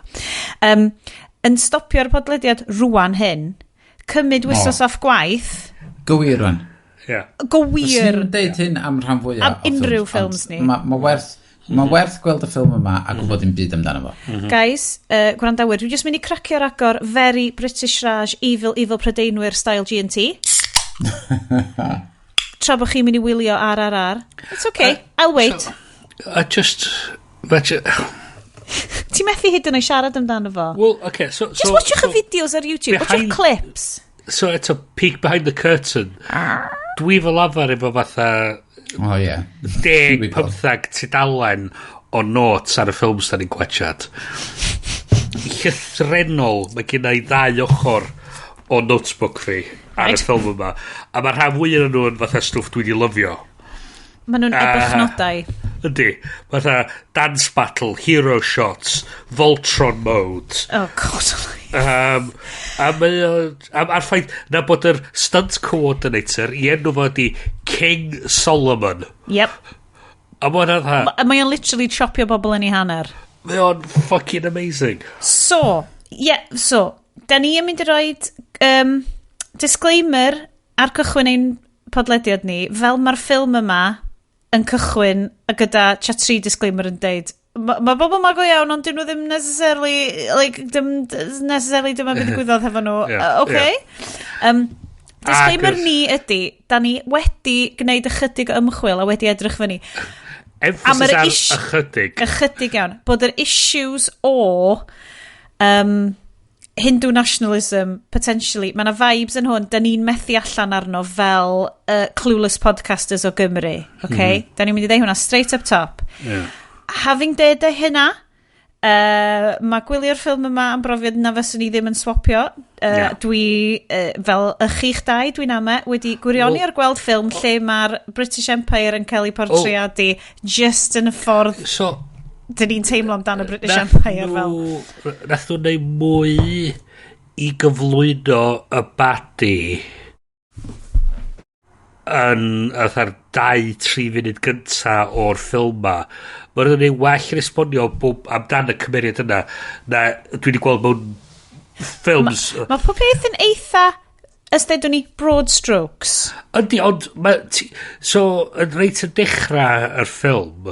A trigger warning achos o'n i'n really drist yn pisio yma. So mae'r Prydeinwyr ar hunt mewn forest a mae'r dynas, dwi'n meddwl yr governor, mae graig y governor yn cael ei llawd di peintio gan hogan bach o'r pentra ma.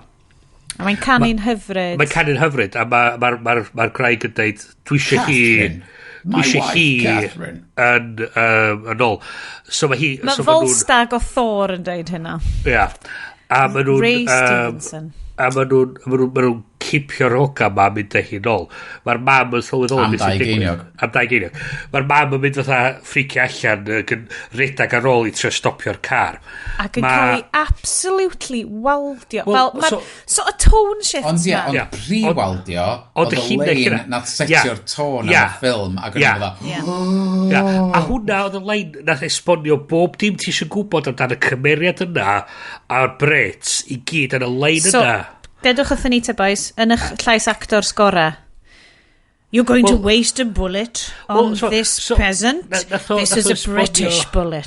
Wel, nath o esbonio na bod oedd wedi costio pint i'r bullet yna. Y bullet yna yn gwn y soldiwr. Ac oedd o am wastio y bullet. Oedd wedi cael ei creu yn Brydain, cofio? It's an English bullet. Oedd wedi cael ei reid ar llong. Doedd holl ffordd i India...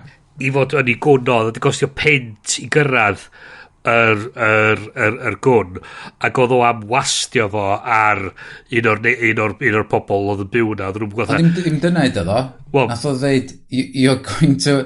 Byd oedd o, you're going to waste this bullet on this brown rubbish. Yeah. So, I ddechrau fo ti fel, wel, hwnna bach yn dramatic, ond wyt ti fel... Shit. Okay. It's a fucking British Empire. Ti gwybod bob dim ti angen gwybod amdan y cymeriad yna. I worldview fo, mae'n gyd cael encapsulatio just yn y llinell yna. Heb wyt ti'n teimlo, mae hwnna'n pantomime logic. Ond dio ddim, mae just yn direct yn y ffilm yma. So dwi'n gwybod sut ydych chi'n teimlo, da ni wedi textio nôl yma'n lot amdan yr British Empire, y Raj arno fo. A da ni'n gwybod fel Cymru, doedden ni ddim yn imiwn. Oedd y Cymru yna, oedd y Cymru yn rhan o Raj, oedden ni allan yna. Ond weles i erthigol ddiddorol, a dwi ddim yn cofio lle oedd o, yn sôn amdan sut mae gwledydd sydd yn hanesyddol wedi cael eu coloneiddio yn dod yn coloneiddwyr. So oedd nhw'n deud fel, oedd y Gwyddelod yn cael ei drafftio fewn i'r fyddin, fel oedd y Cymru yn cael ei drafftio fewn i'r fyddin, i fynd draw efo'r British East India Company allan yna, i basically lordio'i dros bobl yn ei gwlad ei hun. So mae'n gymleth ar y diawl yn dydy. Y Brydain yn Africa, Zulu, oedd ar Welsh Nards a bachu. Exactly. So oedden ni'n rhan honno fo. Ond efo'n, dwi'n siarad dros yn hun fyddin, a falle sa chi'n gallu deud eich profiad chi, fel y magwriaeth i, oedd wastad fel very anti-British, anti-Prydeindod, wedi cael yn magu mewn cymdeithas a dwi dal yn teimlo hynna rwan, dydy Prydeindod yn deud dim byd wrtho fi a dydw i ddim yn cysylltu unrhyw fath o hunaniaeth hefo y Prydeindod yna sydd yn cael ei ddangos fel ffasgaeth. Mae genuinely, mae fel like, Nazis and Raiders. A dwi'n lyfio gwachod hwnna. Yeah. Ti'n cael hwnna'n Prydain. Da ni byth yn cael gweld yr agwedd yna honni. So, mae lot o beth ti'n weld ar y funud yn sôn amdan fatha a ti'n gweld o... post-colonialism, neu? Post-colonialism, mae'n sort of sôn amdan y ffaith bod oedd doedd y Brits ddim yn hynna ddrwg, a dweud, well, actually, a'r peth ydy, mae haich chdi really dallt y hanes mewn ffordd... Mewn ffordd well na da ni yn. Ffordd well na da ni yn. So, achos, dwi'n am byd yn ysgol, ac o'n i studio hanes, a dwi'n am sôn amdan be nath y Brits yn India. Dwi'n am sôn amdan fel byd oedd i fo ni, oedd ti fel, da iawn Prydain am... so ymwneud yn erbyn y Nazis. Does na ddim cwestiynu. A dwi'n teimlo bod cenhedlaeth iawn yn ni yn sicr yn gweld hwnna. A fydd ffilms fel hyn, 100% yn neud y cwestiynu na. Ond hynna hefyd ydy, mae haid wedi gofyn... So yn amlwg, mae hwn yn fatha stylised dros ben. Mae hwn yn ridiculous, ond mewn ffordd gelfydd hynod. Ond mae'r haid... Mae'na make cool button fucking Bob Man. Ond mae'na reswm pan fod y ffilm ma fel hyn hefyd.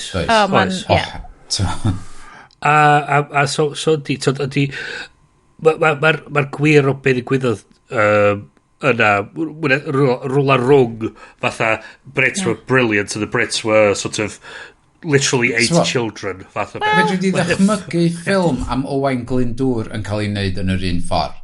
Oh right. my god. Ond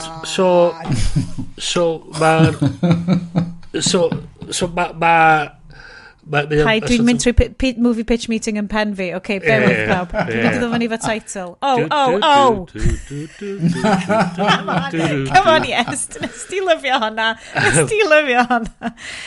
Oh. A bys fo'n fel organise. Oppress, nag Owain, I don't know. So, granda, mae'r stori'n cychwyn. Cys ydw dwi'n mynd i trio wneud pawb fynd trwy plot y ffilm yma. Maen nhw wedi cipio'r merch. Wedi cipio'r hogan yma. A mae yna rwy'n yn y pentre, mae yna fugail yn y pentref sydd yn edrych ar ôl bobl y pentre. Yn bob pentre? Yn bob pentre, mae yna fugail. A digwydd bod Comoran Beam ydy'r boi ma. Mae o'n... Captain India. He's literally... O'n i'n edrych arno fo, a mae yna vibes o Gerald Butwood it's 100%, right?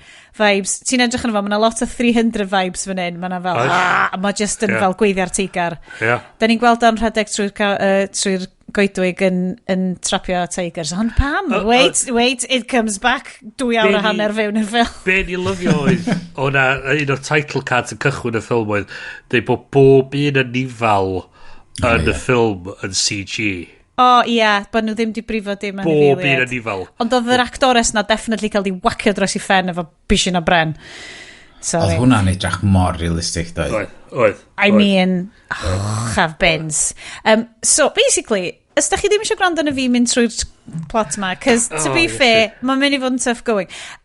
Cerwch, mae Patrick Williams wedi wneud fideo amdan this is the biggest film, the most epic blockbuster you've never heard of.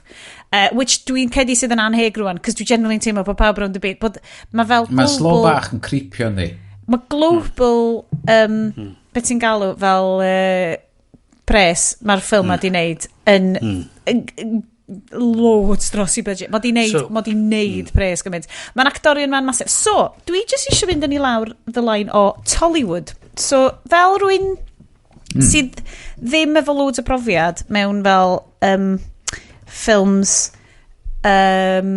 Indiaidd, basically, wyt ti'n teimlo fel, mae pawb tu allan India yn teimlo fel, is this Bollywood ydi Indian cinema? No, ha. Mae yna biliwn o bobl yn India, dydyn nhw gyd ddim yn siarad yr un iaith, Sioned. Come on, get with it. So basically, Telugu ydi iaith RRR ac o'r the states of Andhra Pradesh and Telangana. So Telugu cinema yn fel y prif rival i fel Mumbai, sef Bollywood cinema, ond mae'r ddau genre yn fel ydi gwahanu allan. So mae gen ti'r un kind of teimladau yma o Indian cinema, ond bod Bollywood yn mynd yn ôl lot mwy fel big, epic, romantis y stuff, a wedyn mae Tollywood ydi mynd yn basically mwy lawr y lines yma. A mae hynna'n esbonio'n un o'r pethau nes i, chys oedd o'n teimlo i fi rhyw fath bod nhw di fatha CGI o... Chos o'na rhywbeth wedi gweld chydig bach yn ôl lle oedden nhw'n neud fydden nhw'n neud aildybio lleisia ffilms ac yn syncio'r gwefysa based ar y CG. So sy'n gallu fatha cymeryd fatha, dwi'n gwybod, Chris Hemsworth yn Thor, a wedyn recordio'r dialog yn iaith arall, a wedyn just CG o'r gwefysa dros gwefysa Hemsworth, so bod yn edrych fatha bod Hemsworth yn siarad yr iaith lleol. So, o'n i'n gwachad y ffilm yma, o'n i'n teimlo rhywsut bod oedd yr gwefysa ddim quite yn sync efo'r audio, a wan fel ti'n disgrifio, chys gwachad yn Hindu oedd o'i iddo fi, os o'n beth ti'n ei wan yn neud synwyr i fi bod nhw di neud mewn iaith arall, a bod nhw di neud Hindu ar ei ben o. Mae'n versions. Oedd nhw di neud 2 waith o. Nath nhw'n ffilm efo 2 waith. Nath nhw'n neud o'n... Be, fel y gwyll? Ie, nath nhw'n neud o'n Hindu ag yn Telugu oedd o? Ie, Telugu. Ond ti'n gallu teimlo... A dwi'n gytid nes i mweld o'n yr iaith yna, really. Mae na hefyd yn India, neu mae na drefn lle ti'n gallu, ti'n trosleisio, basically er mwyn i wneud i popeth swnio mwy cool. It's the make cool button. Mae hwn i weld... Definite, mae'n lleisiau. Mae pawb yn swnio fel fucking Batman. Eto do, mewn studio. So, prif note fi am y ffilm yma ydy, right, ti'n gwybod fel wyt ti'n gallu mynd trwy fel lot o mindfulness practices o fynd, right, be dwi'n penderfynu gwneud yn y foment hon? Yn y foment hon, ydw i'n dewis i fod yn agored ac i dderbyn, neu ydw i'n cau ac i wrthod? Mae'r ffilm yma wedi ffindio trydydd ffordd, sef, be dwi'n mynd i wneud foment hon? Y beth mwyaf fucking cool dwi'n gallu! A maen nhw literally, pob penderfyniad ydy, be fysa'r peth mwyaf cool, badass, dramatic, tragic i wneud yn y bit ma, a gwneud hwnna. Introduction i'r cymeriad un o'r heroes y ffilm. Cymram bîm neu Rama? Mae'n just gofyn rama. Mae gen nhw tri enw gwahanol achos maen nhw gyd yn cael secret identities. Mae o'n blisman. Ie. So dwi'n cael intro i bad guy, intro i Captain India, efo'r teigar. Ie. A wedyn mae gen ti'r T-1000 eto. A mae o'n... Mae na rhyw police station... O'n eisiau galw fo The Turbinator. Ac oedd Al yn deud, mae hwnna'n very culturally inappropriate a dylwn ni ddim neud. So dwi... Doedd o ddim yn gwisgo turban, doedd o ddim o'r cefndir yna. Doedd i alfod T-1000. Please, gnewch. Mae rhyw police station under siege. T-1900. Mae o'n gweithio i'r Raj, i'r Brits. So mae rhywun yn tafl, a mae fatha torf anferthol tu allan i'r station. Oedd y corridor crew bit ar hwn yn gret fyd. A mae rhywun yn checio ac yn taflud carrag a mae'n hitio llun o'r governor. Dim King George V neu pwy bynnag ydi o.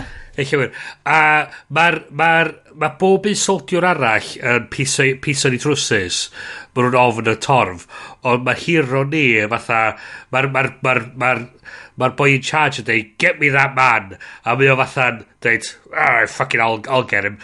Mae o'n reidag neidio dros fatha Captain America style, dros the fence, ac yn cwffio i ffordd trwy'r dorf. Mae'n ei waldio pob, mae'n punchio pobl, mae'n taflu nhw, mae pob yn neud ar ei benno, mae'n fatha fucking chwalu nhw. It's 300 times 9/11. Ia. A fel ti ddim, mae'n pwysio pobl, a ti'n gweld rei o'r stunts ma lle mae'r pobl just yn disgyn drosodd fatha rhyw cliff, a ti fatha... Mae hwnna'n edrych yn go iawn. Wyt ti'n gallu corridor crywio hwn i fi? Cos oedd yr stunts gen y bobl, o'n i fel, maen nhw wedi taflu bobl go iawn. No way. Dyna'r unig ffordd oedd nhw'n gallu gwneud o. Mae lawr i'r edit y ffilmio a'r stunt coordinator sut oedd nhw wedi gwneud o i edrych mor realistic. Do'n am lot o VFX. Mae crowd scenes India yn nodweddiadol o fod yn masif, achos mae gen ti loads o extras. Ti'n gallu cael loads o extras. Oedd gen nhw gannoedd ar set ar y diwrnod, ond wedyn oedd nhw wedi adio mwy rownd y periphery. Ond ar y shots lle ti'n agos at yr actor, mae really yn y camera'n cael ei gario trwy'r crowd efo fo'n cwffio i ffordd drwy'r. A ti'n teimlo'r pwysau. Mae'n teimlo'r realistic, dydy. Fatha fod o, mae hwn yn doable. Mae'r boi yma'n gallu neud o. Ti'n gwybod? Yn wahanol i... fatha'r un golygfa sydd ddim rili'n debyg, ond yn debyg, dydy. Rhedag ar ôl Princess Leia bach trwy'r goedwig. Tri dyn mawr, methu dal i fyny fo Princess Leia. Na, maen nhw'n nocio pennau mewn coed. Y shot sydd dod i meddwl fi ydy Agent Smith's versus Neo yn yr ail Matrix film. So mae gen ti'r CG Agent Smith's, mae gyd ar ben CG Neo. A mae fatha just fatha ond ti'n teimlo efo'r un yma, mae'r camera yn ei fucking wyneb o, ti'n gweld y straen, ti'n teimlo'r pwysau na fo, ti'n teimlo'r yr unig peth debyg oedd yn Game of Thrones y frwydr Bastards fight Battle of the Bastards lle oedd y cyffyla a bob dim fel y British Podcast Awards ac oedd yn teimlo'n afiach ac yn drwm i gyd ac oedd yn teimlo'n realistic so mi o'n gafol yn y boi ma, mi o'n dragio fo nôl, mae'n chwalu a dim o'n just mynd yn nôl fewn i'r station a nôl i post o a ti'n cytio nôl i'r shot yn y direction arall a mae fatha pob fatha achos oedd yr un boi ma mae'n badas da ond oedd o'n gobeithio cael promotion ond the racist British state yn deud bod o ddim yn cael promotion am wneud hynna so hyn oedd y peth diddorol i fi achos ydyn ni'n mynd i wneud y reveal Na, cariad. Pobl i fod wedi gwachod ar hynny. A dyma'r shot bwysica yn y ffilm, lle mae o mor flin. Mae o'n punch trwy punch bag. So, Ram Charan ydy'r actor. Achos Rama ydy'r cymeriad. Sydd yn enw pwysig iawn yn y dyfodol. So, bewydd.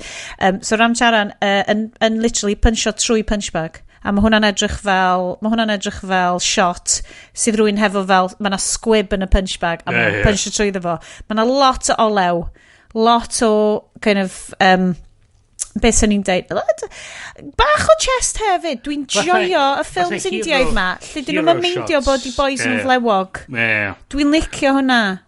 A di wneud, mae lot o'r hero shots ti'n gweld yn y ffilm ma'n fatha, really fatha, fucking this guy. Be di'r peth mwyaf cool gallen ni wneud yn y bit yma. So wedyn, mae yna rwy'n yn dod i ddeud wrth y Brits, hei, watchwch, da chi di dwy'n y hogan bach ma, watchwch, mae yna foi yn mynd i ddod i trio nôl, hei, he's brown rubbish, fydd o'n gallu wneud i byd amdanyn nhw. So, mae wedyn, da ni'n cael ein cyflwyniad ni i Cwmran Beam, sef fod sy'n mynd i fynd i'n ôl hogan yma. A mae o'n siawrio hynna'n mewn gwaed. A mae o'n rhedeg yn y goedwig. Unwaith et, dyma'r blew, dyma'r gwaed a'r blew a'r rhedeg yn y jungle. A mae'n y flaidd ariolo, ond achos mae'n trio dal y blaidd ma, ond gesiwch beth sy'n dod ei bit ar blaidd? Tiger! Mae Tiger yn dod ar ôl fo. A wedyn, da ni'n 300 a mae o'n cwffio'r punch o'r Tiger, ond mae'n goffa deud, mae'n ddrwg gennau frawd, dwi'n defnyddio ti am fy resymau fy hun.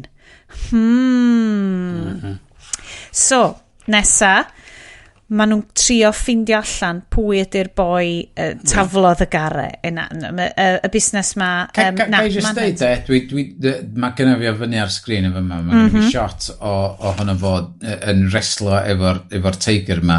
A mae'n edrych yn anhygoel wedi freeze frameio fatha, mae mor realistig. O na gwpl o shots yna, oeddech chi'n teimlo fatha... Mae'r physics sydd off weithio.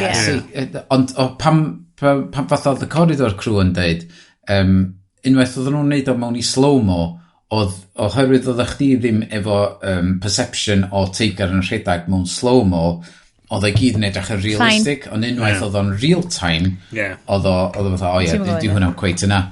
Ond, mae actual gwaith celf i gyd yn solid. A mae hwn, un arall o'r bits ma, fel ti just yn mynd, be dwi'n watcho?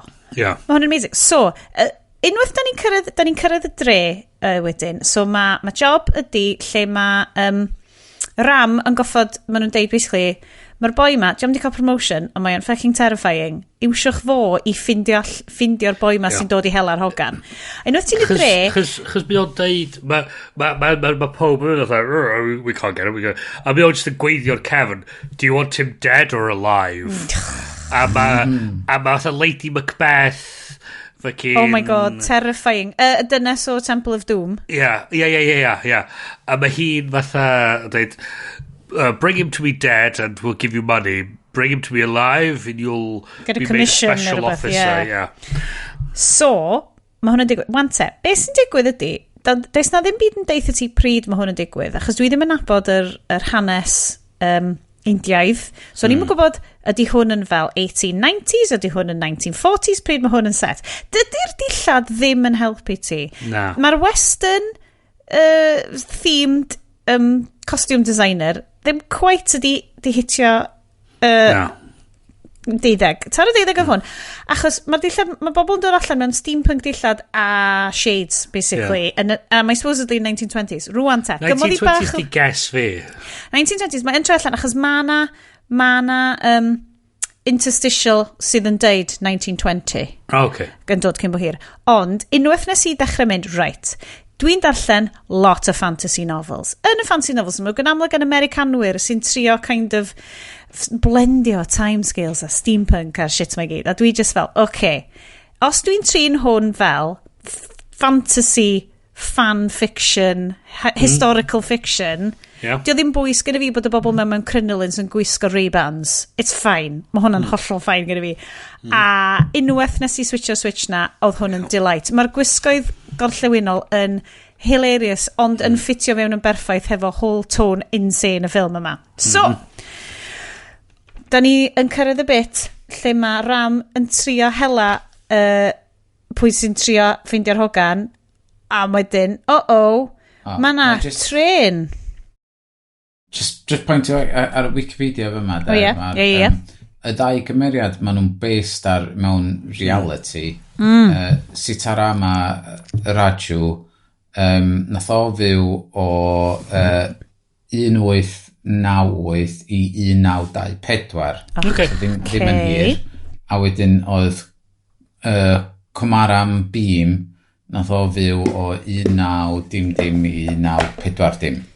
Ti'n meddwl be? It's 1920 yn neud sense. So, y theori ydy bod yr cyfarwyddwr SS Rajamouli, bod pawb oedd yn creu'r ffilm wedi ffigur allan, hei, mae'r hein yn dau ffigwr hanesyddol arbennig iawn, a mae yna gyfnod yn ei bywydau nhw, lle maen nhw'n basically mynd fewn i hiding, a sy'n neb rili'n gwybod lot o lle maen nhw, na be maen nhw'n neud am gwbl fynyddoedd yn y 20s.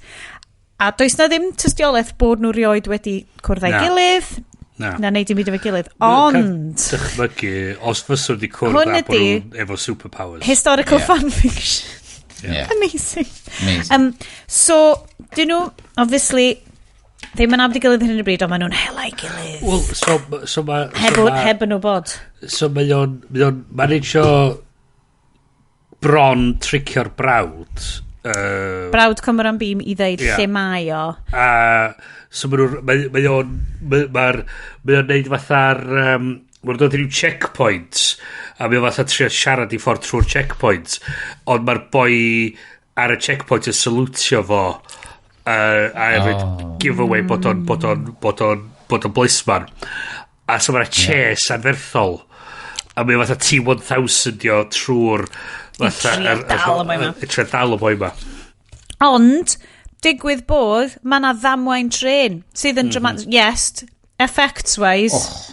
Cer ni drwy'r sy'n ma. Mae'n amazing. Mae'n anhygoel, dydi, lle mae un yn nhw ar y bont, a llall yn y gwylod, a wedyn, maen nhw'n gweld fod na, mae'r tren yn croesi'r bont, a mae na dwll yn yr olew sy'n dripio allan o'r tren a mynd ar dan efo sparks y tren. So wedyn mae yna blentyn, mae un yn wedi talu i bysgota. Mewn cwrygl o ryw fath, ar yr afon. A wedyn mae'r tren yn dechrau crasio dros ochr y bont i fewn i'r afon, a maen nhw angen achub y plentyn.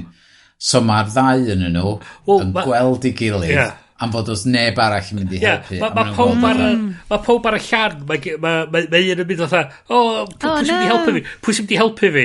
A maen nhw fatha gweld i gilydd. Ac yn mynd, hei. Ond peth maen nhw fatha hand signals. Maen nhw'n nabod, maen nhw'n gwybod bod y llall yn mynd i fod yn amazing. A hwn y tro cyntaf nhw gyfarfod. Maen nhw'n psychic, a maen nhw'n bezies. So maen nhw'n cwrdd, maen nhw'n neud epic save y plentyn yma. Un ar geffil. Un ar geffil, un ar motorbike. Efo rhaff, yn mynd at ei gilydd, ond wedyn un yn mynd i'r dde, un yn mynd i'r chwith, neidio dros ochr y bont, swingio. Ond un ar geffil di pico fyny flag. Banner gwrth Empire, fel banner hyfyd. A mae'n glychu'r fflag. Ond dipio fan y dŵr wrth sgimio fo tra bod o'n swingio. A James Bond couldn't even. A mae'n taflid o'i'r llall. Mae'r llall yn rapio hyn yn y thing. Mae'r llall yn gafel yn a maen nhw'n lapio'r hogyn bach, so bod o ddim yn llosgi. A maen nhw'n goffi mynd, a dŵr a tan ydi prif thema'r ffilm. Mae Kumaram Beam yn ddŵr a mae Ramadan. A wedyn maen nhw'n yn gafel yn ei... Maen nhw'n neud fatha'r ani, fatha... hand arm shake thing. Manly arm shake. A wedyn dyna di cychwyn. Ail genre'r ffilm. Gyd ti wedyn y bromance montage. Sydd yn just... Good God. A ti'n anghofio bod hwn yn ffilm treisgar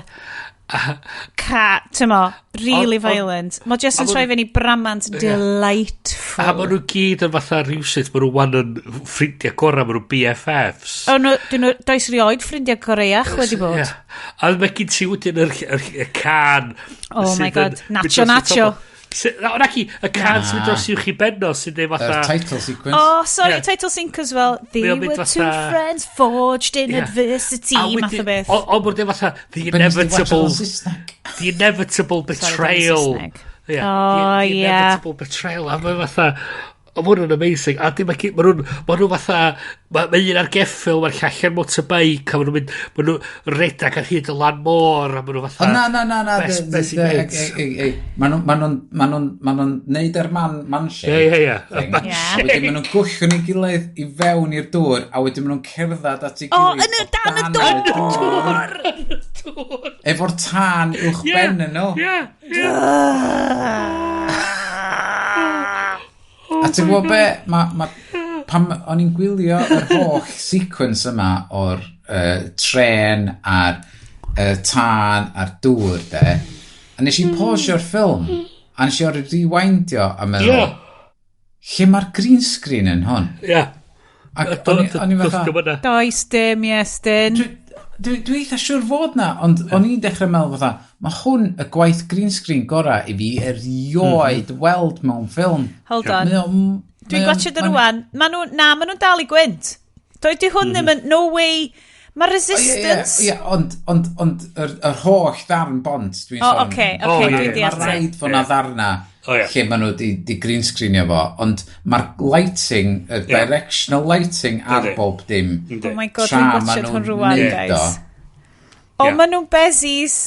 A wedyn maen nhw'n troi fewn i best friends. God. A maen nhw'n achub y plentyn bach, a mae'r plentyn bach yn dal efo pysgodyn. A wedyn maen nhw'n cael fel hilarious joke efo fel, dwi'n methu dal y pysgodyn ma. A maen nhw'n cael fel Indian dringo'r ben i gilydd dawnsio thing. Oh my god. Human Tower thing ma. The bromance. Nath y bromance mynd ymlaen. O'n i'n ffain. Just gadael o fynd ymlaen. A hwn oedd fel yr ail ffilm. So ti'n gwachod y ffilm gynta? Ti'n cael rest, ti'n cael drink bach, ti'n cael paned. Wryn ti'n gwachod y bramant. I love you man. O mawr. A mae o fatha... Mae o'n dysgu'r llall hyn. Mae'n cael bwyd efo gilydd. A sut i siarad efo'r ladies. Cys mae'n troi allan bod un o'r Brits ddim o'r gas a gallen nhw fod. Jenny. Mae'n joke ffantastig amdan. Be di enw ti Jenny? Mae o'n... Anyway. So, maen nhw'n tri mynd i chi... A wedyn, yn y diwedd, mae Jenny yn invitio Cymra'n Bîm draw am banad. I ti hi. A mae hi'n byw yn yr British... Be ti'n galw fo? Yr palace. Y palace, yr goddamn British Empire. Consulate. Mae hi byw yn y Death Star. Mae'n byw yn y Death Star. Basically. A mae o'n cael dod fewn. A wedyn mae o'n ffindio'n hogan na. Mae fel dwi'n mynd i gael ti allan. O beth dwi'n lyfio ti, mae nhw... Beth yw'n fo'n jyst yn mynd o gwmpas y dangos llun ma. O, so mae Rama mynd rownd. Mae di tynnu llun o pwy mae'n meddwl ydy'r y bad guy. Mae ar cefn y beic ma. Motorbike. A mae'n dweud, pan ydym dangos y llun i fi? A dda, so hang on, ti di... Os oes yna met i fi... Mae'n plot. Os yna met i fi mynd y rownd yn dangos llun i rywun. Dyna faint mor dda ydy'r ffilm yma, rei. Mae popeth yn jarring to a Western sensibility. Mae o'n jarring, cys mae'r tone shifts yn bonkers. Ond wyt ti'n madde fo. A mae'r plot holes yn bonkers. Ond mae fel darllen fan fiction arbennig o dda. Wyt ti isio fo fod yn dda? So ffordd nes i disgrifio fo i ryw dwrnod o blaen oedd, sa ti'n esbonio chwedl i blentyn a wedyn gofyn i blentyn esbonio'r un chwedl i oedolyn arall. A hwn yma ddiwedd rili fath o egni yn... Hefyd, hefo, gwnaed y fersiwn mwy o cool o bob beth. O, wedyn nath o'n jumpio dros tîm. O, wedyn nath o'n dal dŵr. Oedden nhw fel ffrindiau gorau am beth. Ie. So, hwnna dio. So, Dwi'n mynd i trio mynd trwy'r plot. Dwi'n gwybod pam bod ni'n mynd trwy'r plot. Dance battle. Weithio mae bobl yn gwrando ar hwn. Pam da ni'n siarad am y dance battle? Achos mae hwnna ar ôl iddo fo fynd i ti, Jenny. So'r dance battle, potentially, heblaw amdan yr attack ar y Death Star, ydy fel top darn y ffilm. Dance battle, mae'n amazing. So mae Comoran Beam yn cael mynd i Hwn di'r fatha pedwerydd ffilm. Hwn di'r pedwerydd ffilm. Hwn ydy'r rom-com. Dim y bramant, hwn ydy'r rom-com. Sorry. So y pumed ffilm ydy fatha step up. Anghofio ni. Zombies 3 est. Yeah. Mae hwn just fel Zombies 3. So, maen nhw'n mynd, a wedyn, mae'r Brits y gyd fel, cysyn mae'n gallu dod ar bobl brown yma fewn i party ni. A maen nhw gyd yn trio waltio stuff, a maen nhw fel, mae'r dawnsio ma'n shit. A mae'r boi ma'n bod yn eitha fecyn hiliol, so ma'n deud, alright ti'n meddwl bod ti'n siarad chi'n allan? Do you know Desi Natch? So basically, country dancing ydi hwn. Hwn di fel dawnsio josgs, dawnsio gwerin, insane, dawnsio fo braces. Dawnsio nes bod y Brits i gyd yn llewygu. Mae'r merched i gyd yn meddwl bod nhw'n amazing. God, mae'r bishman funny. Chos mae'r ddau nhw'n dechrau dawnsio fi gilydd fatha braces yn mynd y bob man. Top energy. Mae fel dod am Gene Kelly couldn't even. Mae'r lyrics yn fatha, it's very spicy, very tangy, very fatha. A wedyn, mae'r dynion i gyd fatha, a mae'r merched i gyd yn dod i fyny. No, this is great. A maen nhw'n dechrau dawnsio. So pwy'n trio neud y Desi Natch yn ei stafell fyw? Wyt ti di gweld 100%. So ti'n watched y fideo Patrick Williams na, a mae basically just yn clips o fel teglw TikTok, just yn mynd fel, oedd y bobl yn mynd yn insane yn y cinemas, just i gyd mynd, just like absolutely poundio'r dance moves. Oh my god. Just, allai ddim hyd yn oed, os da chi ddim yn gotio'n y ffilm, da chi jyst yn gwrando yn ni'n rantio am do. Just dychwch am fel... Pa mor ffit ydy'r bobl yma? Pa mor dalentog, as in... Yr effects, dim yr effects, y stunts, y brewydro, yr actual emotional baggage, achos mae na scene nes mlaen lle mae, yes, acting, Sioned, this is acting. Mae na scene nes mlaen lle mae nhw'n gorod, basically, mae na frad, achos mae un o'n nhw, spoilers, cos dwi ddim yn mynd i fynd trwy'r plot i gyd, guys, allan ni ddim hyd yn oed, fydd bobl ddim eisiau gwrando ar hwnna. I mean, da ni ar fi'n croesi 2 awr, so... so i wallweidio. So'r spoilers wrth gwrs ydi, mae'n troi allan bod Rama yn chwarae the insanely long game o cael ei hynna'n rhoi fyny yn y British Raj mwyn gallu equipio i holl bentre fo, a'i holl sir o gyda arfau, achos bod o di cael plentyndod ofnadwy yn gwylio'r British Raj yn lladd i deulu fo'i gyd a'i dad o, achos bod gen nhw ddim gynnau i gwffio nôl yn erbyn a fucking Ymerodraeth Brydeinig. Oh my god, mae just mel amdano fo. Sorry, Hindu nationalism notwithstanding, ond dyna'r teimlad o'n i'n cael fel rwy'n oedd yn gwatcha do ac yn teimlo fel hwn ydi cyfiawnder, mae'r cyfiawnder yma angen i wneud. Anyway, sut mae'r ffilm yn gallu, it's an empathy machine. Chi'n gwybod? Fel ddedodd oh god, beth yna o'r film critic Americanaidd na. Mae'n gofio enw fo. Anyway, film is an empathy machine. So, oedd gwatcha hynna i gyd a just teimlo fel bod y ffilm yma just y ddau prif actor yn goffod cyfleu brad, creulondeb, canu, dwi'n gwybod nhw sy'n canu mae'n just trosleisio, y physical feats o neud o, rhedeg o dan dŵr, radio motorbikes a ceffylau. Yr wire work efo rhai o'r stunts pan mae'r Attack of the Death Star. Nawr te, Attack of the Death Star, yes, dwi'n mynd i gael ti fynd am hwn amdan yr gwaith, yr anifeiliad yn hwnna. Please. Os ydyn ni'n neidio i fyna, Dan? Do, allwn ni ddim trio fynd trwy'r plot. Mae rhaid i'r pobl fod yn gwrando ar hwn wedi gweld o erbyn wan. Da ni'n cyrraedd yr Attack ar y Desta, ac o'n i fatha, oedd pen fi yn chwythu, ac o'n i'n gorau pausio mynd, a sefyll fyny, a troi at Sherry mynd, what the fuck is it? Ti'n mynd fi eisiau gwybod achos nes i ddeitha ti, mae rhaid ti watcha do efo cynnan, cos mae'n mynd i fod fel, oh my god, dim ar beth mwyaf cool ti di watcha fi. Mae'n Attack, so, ti'n gwybod yn Avengers 2, yr bit na lle mae... Portals. Ti'n gweld yr Avengers i gyd i linio fyny fath o maen nhw'n jumpio dros rhyw ffens. Ie. Hwna di'r shot fel mae'r hero yn landio ar y Death Star, ond yn ytrach na'r Hulk a Thor a falle, maen nhw gyd yn gwahanol anifeiliad. So, na, da ni'n... No, build it up. Okay. Maen nhw'n mynd â un o'n prif... un o'n hoff ffilms ni o llynedd, Ice Road. Oi. Maen nhw'n dreifio truck. Yeah. Mae yna truck. A maen nhw'n A maen nhw'n gorfod teimio a gwrando ar y clo wrth y drws i'r palas, dydi. Mae yna 2 drws i'r palas. Maen nhw'n gallu ramio trwy un, methu ramio trwy 2. So unwaith maen nhw'n clywed fod un di cau a mae'r ail di agor. Maen nhw'n deud, let's go, ramming time. So maen nhw'n gorfod dreifio trwy fo. A gen ti'n syniad beth yn y truck ar y pryd? Na. Ti just yn gweld yn dreifio syth drwy fo, a wedyn mae o yn dreifio lawr yr ail a gynnu handbrake turn, ac wedyn in super slow-mo, maen nhw'n yn y handbrake turn. Mae'r boi ar y top yn tynnu'r canvas yn ôl, a mae'r whole thing yn agor i revealio Cages. Yr holl anifeiliaid maen nhw wedi bod i dal yn goedwig ers blynyddoedd, ac maen nhw'n llwglyd. Ar y diawl. So mae'r holl lot o filwyr iddyn nhw gallu mynd nom ar. Mae yna Stormtroopers Brydeinig just... Ond hefyd, maen nhw'n indiscriminate. Maen nhw'n attackio'r fel yr Freedom Fighters hefyd. Dyna beth sy'n fel chaotic energy. Ond mae...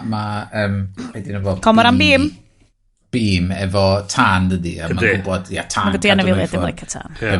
So mae yna fight, ond mae o'n goffo cwffio yn erbyn i ffrid gore. Oedd hwnna i fi yn adag... O'n i wedi gweld... y scenes eraill i gyd yn mynd, waw, gret. Ond oedd hwnna fydda, holy shit. O'n i'n ma'n gweld hynna'n dod, a fos ni'n gallu dyfalu. Ond fod, nes i'n hyd yn oed meddwl clocio fydda, pan fod yn trio dal blaif. Just training oedd o? Dwi'n gwybod. A just gadael o fynd. Ond wedyn ti'n gweld hynna, ti'n meddwl, oh my god, maen nhw wedi bod yn planio hyn ers hir. I fatha, hwn di armi nhw. Mae'r ffilm am ffilm sy'n teimlo o'r tu allan fel dumb blockbuster. Mae mor glyfar. Ond di o ddim... Achos ysa'r fersiwn American o hwn yn dumb blockbuster. Lle mae hwn just fel, ni'n mynd i ddod â chi'r cinema. Fi'n credu bod i gyffredinoli, Indian cinema, 100% mynd i neud hynna i ti. Ni'n mynd i ddod â ti fewn i'r cinema. Ni'n mynd i rhoi popeth i ti. Ti'n mynd i deimlo... Dwi'n meddwl bod yna lot o fatha deleted scenes yn y ffilm ma. Bod o di planio allan yn dda. Mae bob dim mae nath o seithi, mae nhw'n part o'r ffilm ma. Bob dim. Ond mae o just yn brilliant o ran yr emotions, mae'r gan y ddain nhw gariadon. Mae Jenny, yr un Brit neis, a mae cariad Ram, enw hi di Sita, a da chi di studio unrhyw fath o hanes Hindu yn yr ysgol, mae Ram a Sita wastad yn goffod dod nôl at ei gilydd. Mae nhw fel... so, anyway, mae hwn yn digwydd... Cyn hwn, oedd y boi arall di cael ei frathu gyn neidr, doedd? Just cyn hwnna. Oedd i fe di achub i fywyd o. Y best buds. So, oedd Ram wedi cael... Ram, y policeman, wedi cael ei... A wedyn nath Ram droi fyny mewn ramming... horse and cart ar dan flipio fo just mynd syth drwad ac yn super slow-mo efo'r cart yn flipio drosodd super slow a wedyn bloody just fatha I am walking here oh my god y beam efo'r olwyn ar dan a wedyn fight ensues beth yw'r peth mwyaf amazing erioed Mae'n stylish dros ben. So mae gyd ti bit lle mae Ram yn dal peth ar dan a mae'r fireworks yn mynd off o'i gwmpas o. Dŵr a tan. Mae beam yn y fountain mae sydd wedi cael ei destroio mae efo hoses o'r fountain a mae dŵr yn mynd yn bob man. A mae yna wirework fight sequence yn digwydd. A mae just... Allai ddim hyd yn oed, boys. Na. Allai ni ddim hyd... Wirioneddol. So, profiad watcho hwn, achos nes i gael o, achos oedd fanwyl al fy un fy unig, wedi watcho do traw ni fyny yn gweithio ffor adre efo'r plant. Ac oedd o just fel, oh my god, mae rhaid i watch it RRR. Ac yn i fel, ni eisiau watch it RRR neu, achos dwi'n credu fi oedd wedi rhoi heads up iddo fo, checio hwn allan. Dwi'n yn gwybod i fynd amdano fo, dwi jyst i clywed bod o'n mind-blowing. Ac oedd o di watch it o, achos oedd o'n unig adre, ac oedd o'n neud yma. Lle oedd o di clywed amdano fo? Gan y fi. So fi a lle o'ch di di clywed amdano fo? Dwi'n credu... Gan Aled. Ie, probably gan ffilm Twitter. Probably gan fel Patrick Williams neu rhywun fel na. Basically, oedd o di mynd rownd bach o American film Twitter. A na lle o'n i di clywed. Dwi'n gwybod amdano chi. Oedd chi di clywed amdano fo gan y fi? Neu oedd chi yn gwybod amdano? Gyda chdi, ie. Dwi'n meddwl o'n i di gweld oedd ar honest trailer ar gyfer o. Wow. Ac... Am brofiad i gychwyn. Ac oedd o'n just fatha... Fucking hell, hwn yn pretty epic, oce. Ond o'n i di rhoi allan yna fel ffilm di ddim, ac o'n i fel, hold on, hwn ddim yn ffilm di ddim, hwn yn categori newydd sbon o fel, does dim, ffilm does dim, ffilm does dim. Film definitely. Yeah, just Love Actually. Ond o ran profiad watcher o, so ti'n watcher o fo Shari, Iest? Ie, nes i drio cael cynnan i fewn i wylio fo, ond oedd o'n rybys yn deffro, a wedyn, nath o ddod i fewn yn ystod pam oedd Ram yn cwffio yn erbyn yr holl bobl na, a restio'r boi, dwi wedi gweld y scene yma ar TikTok. So mae'n lot. Mae hynna yn gwylltio ac yn hyfforddi fi gymaint, mae gymaint o ffilms mae o yn edrych ymlaen i weld i gael ei spoilio iddo fo ar TikTok yn barod. So ti'n gwachod o fe, a ti'n gwachod o'n fucking 9x16? Hwna a dyna pam dwi wedi bod yn trio ffindio ffilms iddo fo wylio sydd ddim ar TikTok, sydd ddim in trend. Sydd ddim di cyrraedd yn alta. So hwna oedd deud ar honest trailer oedd you've probably seen the GIFs, you've probably seen them on TikTok. Find now, this is the movie they came from. So dwi'n gwybod lle da ni wedi cyrraedd. God knows. Awyr hanner i fewn, lle mae o'n hongian o'r i fraich lawr o flaen y brenin sy'n mynd i seithi i y merch o'r pentra. So maen nhw'n carcharori fo. Maen nhw wedi carcharori Cameron Beam a maen nhw'n mynd i chwipio fo. Oh, Bryn, beth? What? Ond ac i, just yn meddwl am yr golygfa lle mae'n cael ei chwipio. A mae Lady Macbeth yn fatha, nes i cael garnog mwy o waed. Mae hi mor BDSM slash, actually, Army Hammer sexualities gan honna. Lle mae'r gwaed. Beth dwi eisiau gwybod ydy, lle oedd hi wedi cadw'r whip na? Na, gen hi whip oedd yn edrych o mwy mieru, basically. Oedd o fatha, chos hi just sefyll i fyny a rhywsyd o gyn i'r whip na. Mae gen hi whip hefo spikes anno fo. So, nath nhw... A mae gŵr hi fatha... Oh, hello. Lle oedd hwnna o? Ti'n gwybod yn iawn lle mae.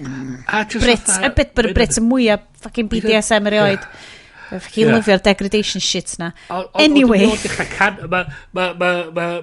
canu. O, mae'n dechrau canu can mwy o prydfer. So mae Cameron Beam yn cael ei chwipio gan i best mate o. Ond mae hefyd yn cael... Ond mae'n canu can amdan fwy hynna'n Cameron Beam. So, a mae hwnna'n can really trist a dramatic ac amazing. A mae'n eich watch it o. Ond mae o'n hefyd... Ond mae hefyd fel... Yn y scenes yma... mewn ffilm gorllewinol, bys y ti fel, mae hwn yn ridiculous, fel, mae'r dawnsio'n ridiculous, mae'r canu'n ridiculous. Ond eto, sioe gerdd ydi ond pan mae stuff mor... Pan mae stuff mor intense, ti'n goro canu amdano fo. A hwnna ti fatha'r 8 neu 9 ffilm sydd o fiewn y ffilm ma. Y biblical epic. So, ac oedd o'n codi'r pobol doedd, tra oedd o'n cael ei... oedd o bobl fel, hold on, dyn ni ddim yn mynd i cymryd dim o'r rwtch yma gan We're not gonna take it. Honna, no, we ain't gonna take it. Honna, yn union be nath nhw ganu wedyn.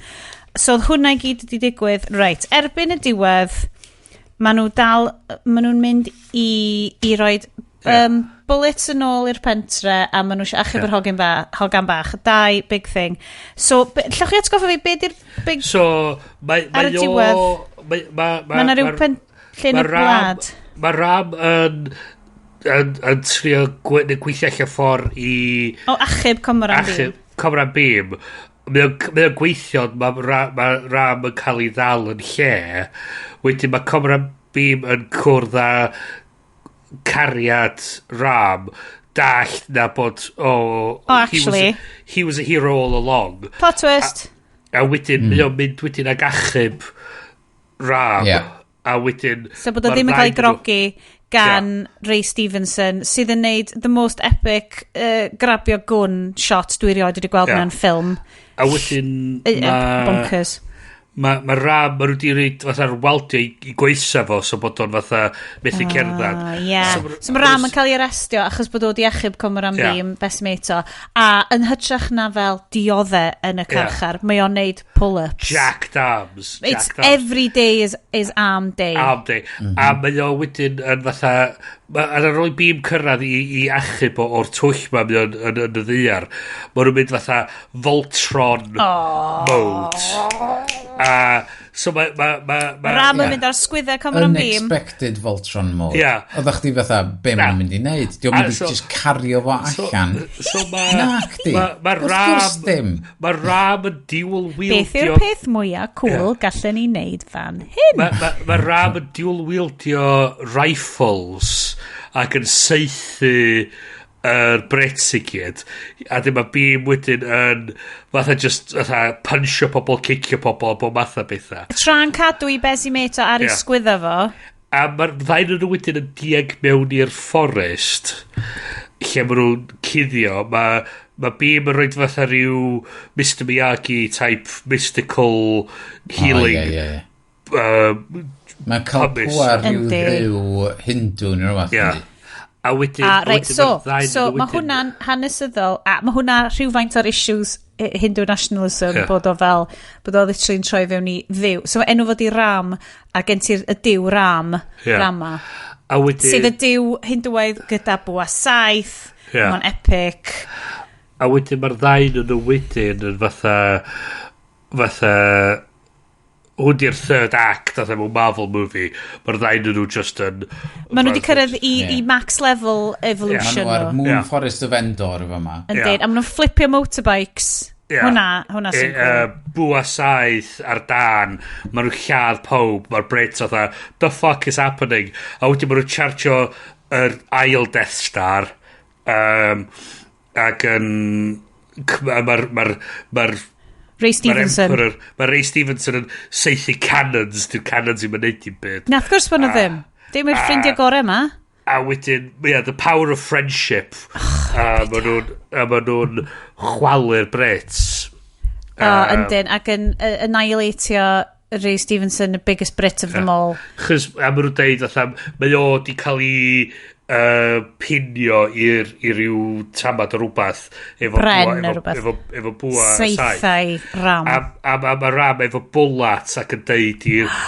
Beam fatha there's an English bullets it's coming an English factory English ship it's very valuable we should send it back to him a mae Beam yn seithi fo a mae Stevenson fatha no a ti'n gweld y bwlat CG yn mynd yn ar y deg trwy law o a wedyn trwy galon o fath o beth arbennig so da ni di misio allan mae yna whole subplot sef like yr 8fed ffilm yr 9fed ffilm sef flashbacks o Rama pan bod yn fach a mae hwnna'n effecting iawn achos oedd hwnna di neud fi oedd hwnna di really brifo fi achos mae yna blant fel mae yna lot o content warnings o fel marwolaeth plant na i ddim glosio dros hwnna mae o'n horrible o feddwl bod y tone changes y tone issues o ran ti'n mynd o bramant hilarious i wait mae yna plant actively'n cael ei myrdro oedd hwnna i fi bach fel Christ swn i di teimlo oedd y reveal bod Ram yn good guy deep agent i hwnna yn teimlo'n fatha, lle oedd hwnna o? Os hwnna wedi dod i fewn bach yn gynt, dwi'n meddwl be oedd wedi bod yn neud yn ei bach mwy o sens. Just bod ni... Oedd o syth ar ôl y half-time, dweud? Ia, os yna ni fel...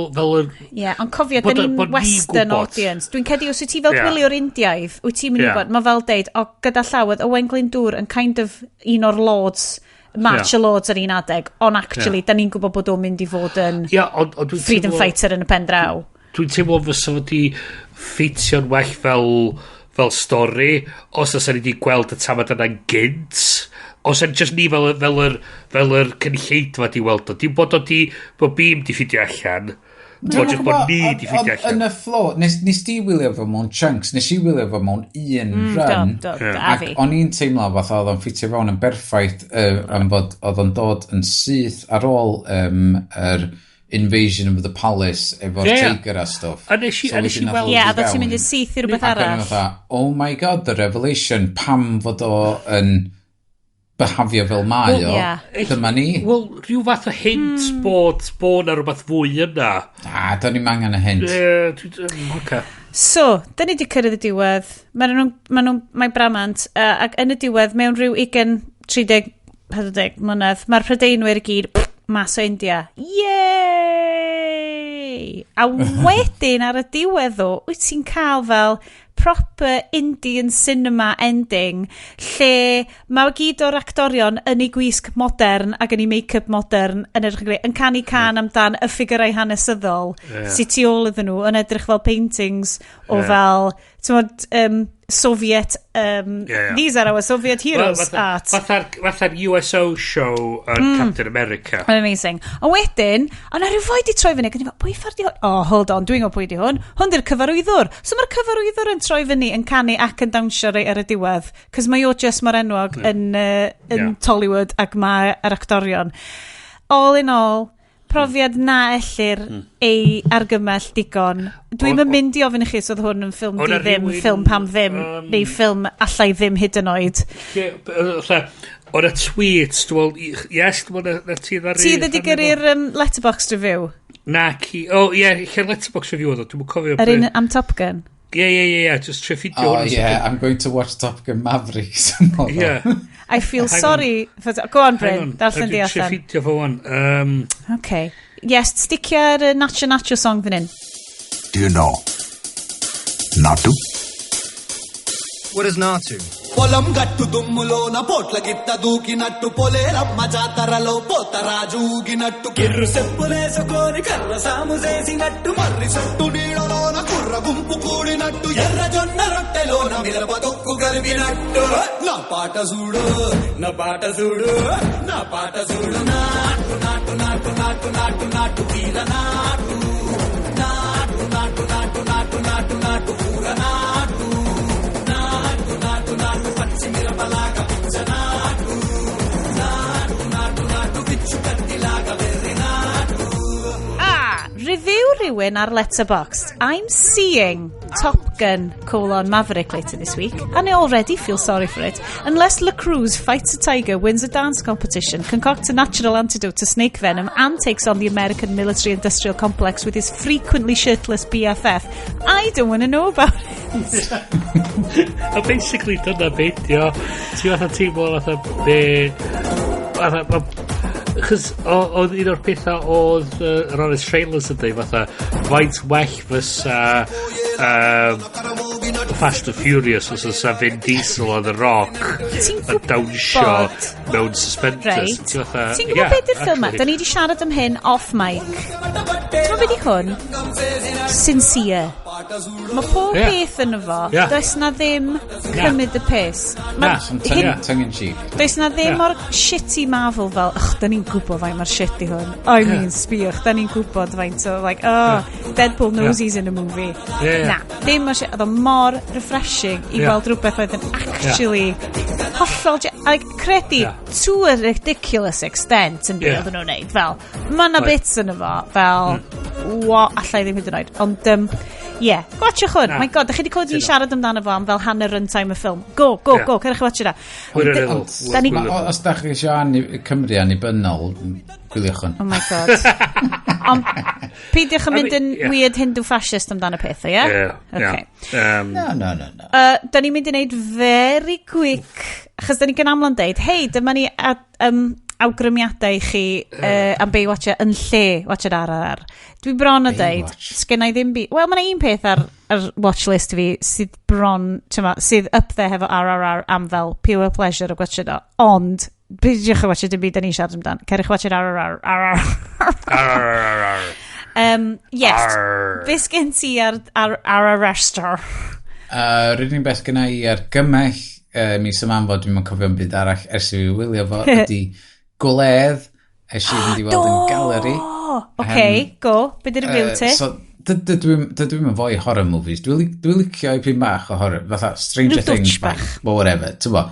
Ond, mae Gwledd, mae wedi cael ei ffilmio mewn ffordd prydferth, camera astyd, llonydd, slow build-up i just neu chdi deimlo'n anghyffyrddus uffernol yn gefn gwlad Cymru mewn tŷ posh ac fedrem deud llawer mwy na hynna heb rhaid i mynd i ffwrdd. Chos mi'n diddorol, chos mwyn rhywbeth o'n i wedi bod yn, chos dwi wedi dechrau gwachad RFI Top 100 Movies, chos dwi obviously sgri'n cynnig wneud. Ond fatha'r hen technica yn neud ffilms, fatha Citizen Kane oedd un o'n nhw, lle gyn ti fatha single focus, o lle chdi gweld lot o stwff, stori degwydd yn y cefndir, stori yn y canol a stori yn y tu blaen, a chdi gyd yn gweld o, a just yn cael fatha'r syniad na o ti'n angen yr whiz-bang special effects, fe chdi gwneud stori bach efo llai o bethau, a i ryw radda ti'n gallu cael stori gwell, chys ti'n rhoi y constraints ma'r dy hun, a ti'n trio gweithio allan be da ni'n gallu neud efo beth sgyn ni. Oedd y camera a'r actorion yn gweithio efo'i gilydd yn hwn i wneud o weithio'n well. So oedd o'n ddiddorol iawn. Oedd y person oedd disgwennu fo yna'n siarad amdano fo. Wrth gwrs dwi'n cofio beth yna fo am fod... Roger Williams? Na? Ie. Bang bang. Dim boi cysgus bang bang. Na. But, you know.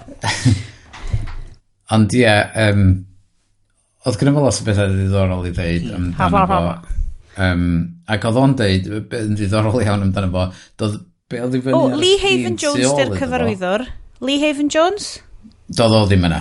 Na fo te, rwy'n sorry. So, oedd be oedd i fyny ar sgrin tu ôl fo, ddim be oedd yn ei ben o tra oedd o'n sgwennu fo. Ond mae o, ond dyna dwi'n cymryd ydy be bynnag pobl sy'n sgwennu. Ac mae'n fod oedd o'n digon barod i handio fo drosodd i'r pobl oedd yn cyfarwyddo ac yn perfformio yn mynd i greu rhywbeth newydd allan yna fo, ac oedd o'n hapus iawn efo be oedd tu ôl iddo fo.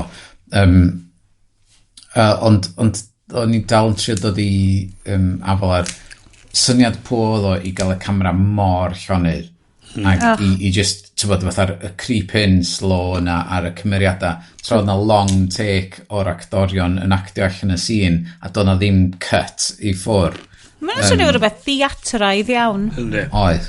Chos hwn ydy'r peth, i ryw radda chdi gweld efo'r ffilm oedd y syniad bod... So ti'n gweld lot o stwff Liam Neeson ar action films efo'r pobl hen ma. Mae bob ddim di cytio'n sydyn a bod i creu y sens ma bod bethau'n gorfod symud ac a bod o'n action a bod yn teimlo reit artificial mewn ffordd. A ti'n gweld lot o'r stwff rei o'r shots yn yr ffilm ydyn ni'n watchan oedd nhw'n shots hir ond oedd nhw'n wedi cytio'n oedd nhw'n wedi cytio ribbons so o'ch chi'n teimlo mwy o'r effaith yn o'ch chi'n gweld physicality o'r wir yn hwn doedd. So mae yn y Gwledd dwi'n edrych ar y review, so Guardian yn rhoi 3 stars yn dweud The Feast review, bracingly gory Welsh language feature debut, a wealthy family's dinner party in the Welsh mountains takes a turn for the more or less expected in Lee Haven Jones' slow build horror. Unig concern i am stuff le'n ydy Ydy o bach fel Bobl y Cwm After Dark, a.k.a. bobl dosbarth canol Cymraeg yn mydro ei gilydd, achos bod na rwy'n di cysgu fo rwy'n. Na. Oh, good. Na i gymryd hwnna. Na, ma na stori yna. Ma na fatha... fatha supernatural vibe iddo fo. Diolch just yn fatha, dwi'n cysau chdi, stab. Love it. Dydy hwnna ddim bodoli yn efo. Mae fwy weird, a dyna sy'n unnerving amdan, maen nhw wedi defnyddio'r camera moves a'r single takes ma i wneud o mwy unnerving, fod ti'n teimlo fatha, cut one, dwi'n teimlo na nifir. Mae'r poster yn cool, dwi'n lyfio'r poster o'r fel yr gwreiddiau neu gwaed neu beth bynnag dio. Mae defnyddio yr camera yn y ffordd iawn i creu y tensiwn na. Nes i reid 3.5 allan o 5 iddo fo, sydd yn, solid... Irish Times ydi... Irish Times ydi bod yn rhoi reviews yn efo, so mae di cael ei release eitha eang fel. Do.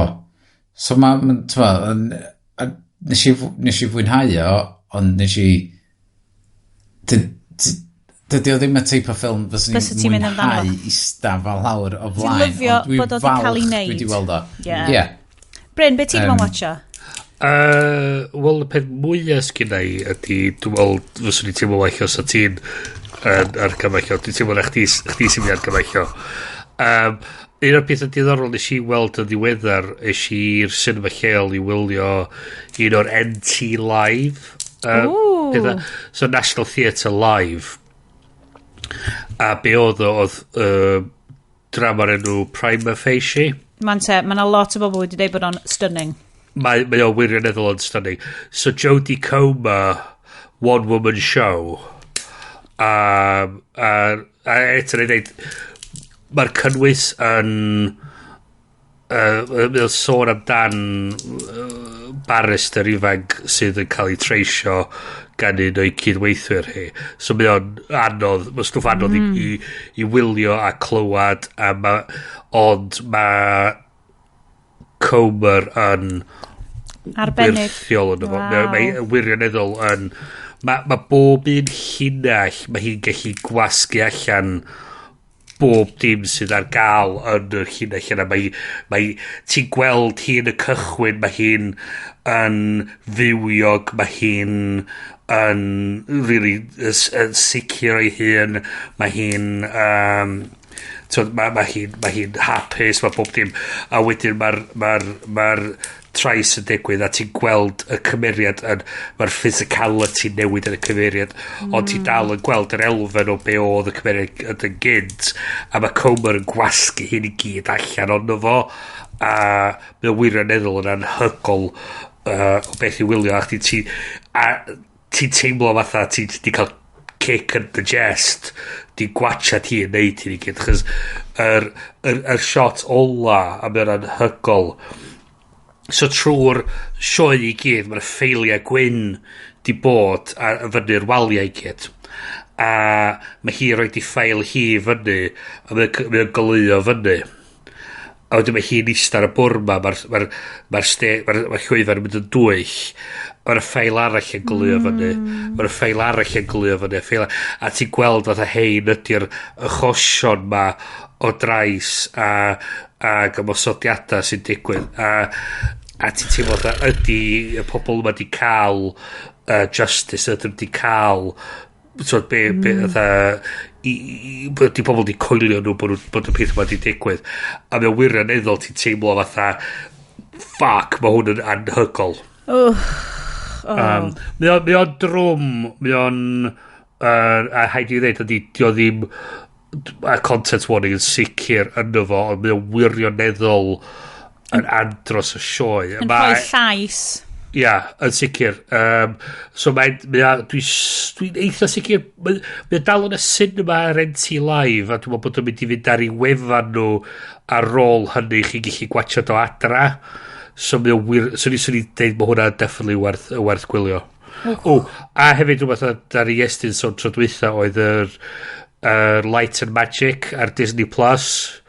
Mae'n sôn amdan yr Industrial Light and Magic yn cael ei greu. A un o'r ffact nes i fwynhau darganfod yn hyn oedd yr syniad sydd ar enw cael y shot o'r Millennium Falcon yn mynd i hyperspeed. Oedd nhw'n tri o gweithio allan sydd wedi wneud o. Oedd y model rhy fawr i gallu wneud o. So oedd nhw'n cymryd Polaroid shots o'r Millennium Falcon, torri fo allan, roed ar tafod y wydyr, a wneud y shot efo'r Millennium Falcon ar y gwydyr, efo'r Polaroid shots ma. A dda fatha, just y syniad fatha, bod na rhywun wedi just meddwl o gwmpas y broblam a gweithio allan sydd wedi'i neud o. Mae hwnna digon da. Nid neb sylweddoli. Na. Dyna di problem dwi'n cael lot efo VFX dwi'n neud. Dwi'n meddwl, dwi'n gorau cael yr ansawdd gorau ar y thing yma i fewn yn y shot yma i neud o'n believable. A mae'n mynd i gymryd 6 gwaith mwy hir i rentro. Na, os ni jyst yn defnyddio'r shit version. Ac so neb y sylwi anyway. A hynna oedd y peth fatha'r yr ingenuity oedd di mynd i fewn i gallu achievio'r shot na. A just fatha, just meddwl o gwmpas y problem a geid defnyddio efo rhywbeth lot oedd yn gweithio'n gwych. A'r un arall na sticio fi oedd yr shot, o'na fatha time-lapse yn dangos nhw'n neud yr holl scene efo'r 80s. Ac oedd Phil Tippett un o'r model makers. Ac yn just y symud yr model bach ma, fymryn bach i erioed, nôl lawr, cymryd y shot, fyny, symud ymlaen. A fel arfer o'na 2 berson yn gweithio arno fo? Ond oedd o un di ffordd o'n sal, so oedd o'n gorau wneud y 2 yn nhw, yr un pryd. So oedd o'n gorau mynd i fewn, symud o, mynd i fewn o dan eto, a fyny a symud y llall, a wedyn mynd allan tan i'r llun. Oedd o'n di cymryd trwy dydd i wneud fatha 2 funud o shot. Na, dwi'n meddwl 2 funud oedd o. Oedd o fwy fatha 3 eiliad, nath o'n neud mewn diwrnod. A oedd o'n just Oedd ti'n sôn amdan mewn 3 munud, oedd chdi'n sôn amdan 72 shots, dod So dwi'n mynd i rapio ni fyny, achos dwi actually mewn time zone gwahanol am y Bryn fi di stopio gweithio erbyn hyn. Be oedd ti'n argymell, Sionet? Dwi'n mynd i argymell Sandman. Fel rwy'n oedd gan athrawes Saesneg nôl, so 20 mlynedd yn ôl, o'n i'n myfyriwr, mwy neu 20 mlynedd yn ôl, o'n i'n myfyriwr chweched dosbarth yn Honlled, ac oedd yna neb arall eisiau gwneud llenyddiaeth Saesneg. Neb. So, o'n i ar athrawes wedi goffa ffigro, o genna i gwersrydd pan mae gen i hi gwersrydd, so nathon ni just neud just ni, oedden ni just yn mynd i gael fel, so oedden ni'n cael one-on-one tuition, ac oedd hyn yn briliant, oedden ni just yn chatio, a oedden ni just darllen couple o dramas, a whatever, chatio amdano yma, joio. A wedyn, nath hi un diwrnod dod fewn efo box i fi, a ni'n fel, what's this, Dr. Chapman, is this a homework? Ddi fel, yes, clonk. Dyma yr holl llyfrau Sandman, pob un penod o'r comics. So ges i fynd yn nhw adre ar y bus ysgol. Ac o'n i just fel, oh my god. A fel ti'n deud, yes, ti'n mynd darllen stuff horror. O'n i'n mynd sylwi bod yn horror comic. Oedd brain bach fi yn scrambled yn y ffordd mwyaf fantastic, dofn, bonkers. Dwi di allu gymaint well rwan nag oeddwn ni adeg yna, ond dal yn y rhywbeth ydi dal fi yn rheina hefyd. So oedd hyn, be oedd hwn, 1999. So 99 tan 2001 o'n i'n chweched, ac oedd rhain i gyd o'r allan yn 89, a just darllen nhw. So ti wastad yn dychmygu, god, beth sa ffilm yn edrych hwnnw, a maen nhw wastad, maen nhw'n abortive efforts, maen nhw gyd ydi just dim gweithio allan. Oedd pob yn deud it's unfilmable. A hai fi ddeud, so Neil Gaiman, yr awdur yn rhan o'r gyfres yma rwan, a mae o yn gret. Dwi'n gwirioni yn efo. Dwi'n gwirioni ar y weirdness. Oedd o mor weird oedd Al fy un fy unig wedi penderfynu fel, na, mae hwn yn weird fantasy, sa'n lyco fe. Ond wedyn, wedi kind of dod nôl fy yn yr ystafell ar ôl fi hitio rhyw 3 neu 4 episod arall. A wedi cyrraedd yr arc, like a Doll's House arc, efo Rose Walker, The Dream Vortex, ac oedd o just fel, fi'n joio hwn, achos o'na basically, o'na human yn involved yn y tro cynta, lle oedd gen fo ddiddordeb yn be oedd yn digwydd iddyn nhw, a just i neud o sydd fewn. Ond y stwff, dwi'n gwirioni ar Dream fel cymeriad frustrating, epic, ageless, ond hefyd clueless cyfan gwbl amdan humans a fo'i hun a pob beth, just celfyddyd beautiful. Yr un peth na i gwyn amdan ddo ydy, am ryw reswm, Netflix fi, achos bod fi'n iwsio dodgy Netflix ac yn rhannu passwords, oedd yr video streaming quality yn ffiaidd. Oedd o fel gwachod dodgy Chinese stream. So, dwi isio gwachod o to, just er mwyn gwylio fo mewn pin sharp optics perffaith. 24/7 yr episode yna. Oedd hwnna'r comic o'n i just darllen o ac offers i cymryd moment. Ie, yr un lle nhw just yn y caffi. O hwnna yn anhygol. Disturbing, dweud. Ie, a wedyn yr un lle... Dyma beth yw dynol rhyw. Ar un lle mae o'n cwrdd ar boi sydd byw am beth. Yep. Ar un fynd yn syniad motor.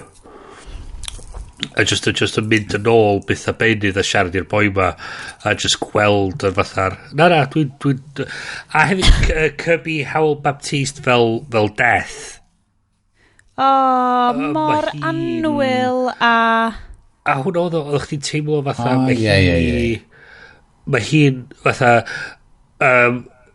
mae'n fatha peth i'r gair mae'n sincerity, mae'n empathy, mae'n empathy just teimlad. A mae hi wirioneddol fatha just yn mynd o gwmpas fatha, ti'n iawn, fatha, ti'n oce, da ni mynd i, ti'n mynd i symud ymlaen. Oedd Neil Gaiman di sgwennu hi fel, pan dwi yn mynd, dyma di pwy dwi eisiau fynd â fi. Beth bynnag, mae mor hwyr, guys. Da ni di bod, oh god, 2 awr a hanner. Diolch i chi gyd am wrando mor hired y hyn. Please cerwch chi watch RRR. Beth yn meddwl amdano ni? Sandman. 100%. Heb feddwl am Black Books. Please triwch peidio meddwl am Black Books. Oh shit, dwi di spoilio fo. I gyd fy Iestyn wedi textio Black Books gifs i ni. Un episod i fewn. O'n i fatha, I know who this guy is. Oh god.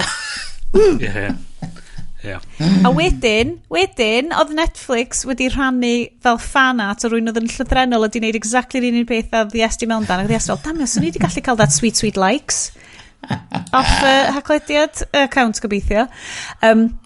Boys, no other business gobeithio. Diolch i chi. Fyddwn ni hefo chi mis nesa, fydd hi'n hydref, felly pawb dechrau gwisgo jumpers nhw, gobeithio fyna law di cyrraedd. O'ch chi'n gwybod bod 60% yn llai o law nag arfer wedi cwmpan Gymru? Officially hydref wedi... Erbyn mis Medi. Mae'r coed yn meddwl bod hi'n hydref. Mae'r coed yn meddwl bod hi'n hydref, achos ys gen nhw literally ddim dŵr. Mi fydd jumpers yn angen, a da ni yn licio tymor jumpers. A dwi'n credu, mewn chydig fydd hi'n amser i pawb jyst dechrau efo chai cynnes, neis. Meddylwch am hynna, tra bod chi'n gwrando ar hwn, pan mae'n bloody heatwave arall yn dod. Wrandawyr anwyl, diolch i chi gyd, diolch i bawb sy'n gefnogi y podlediad yma. Gobeithio bod ni'n cadw cwmni i chi dros y diwrnodau tywyll yma, os da chi'n cael rhai. Os da chi'n cael diwrnodau da, yei, beth chi'n neud yn gwrando ar hwn, gadwch chi joio chi'n. So, am rwan, meddedwn ni, nos da gan Bryn. Nos da gan Iest. Nos da gan Bryn. A dwi off i wneud y nacho dance yr holl ffordd i gwely. Nacho.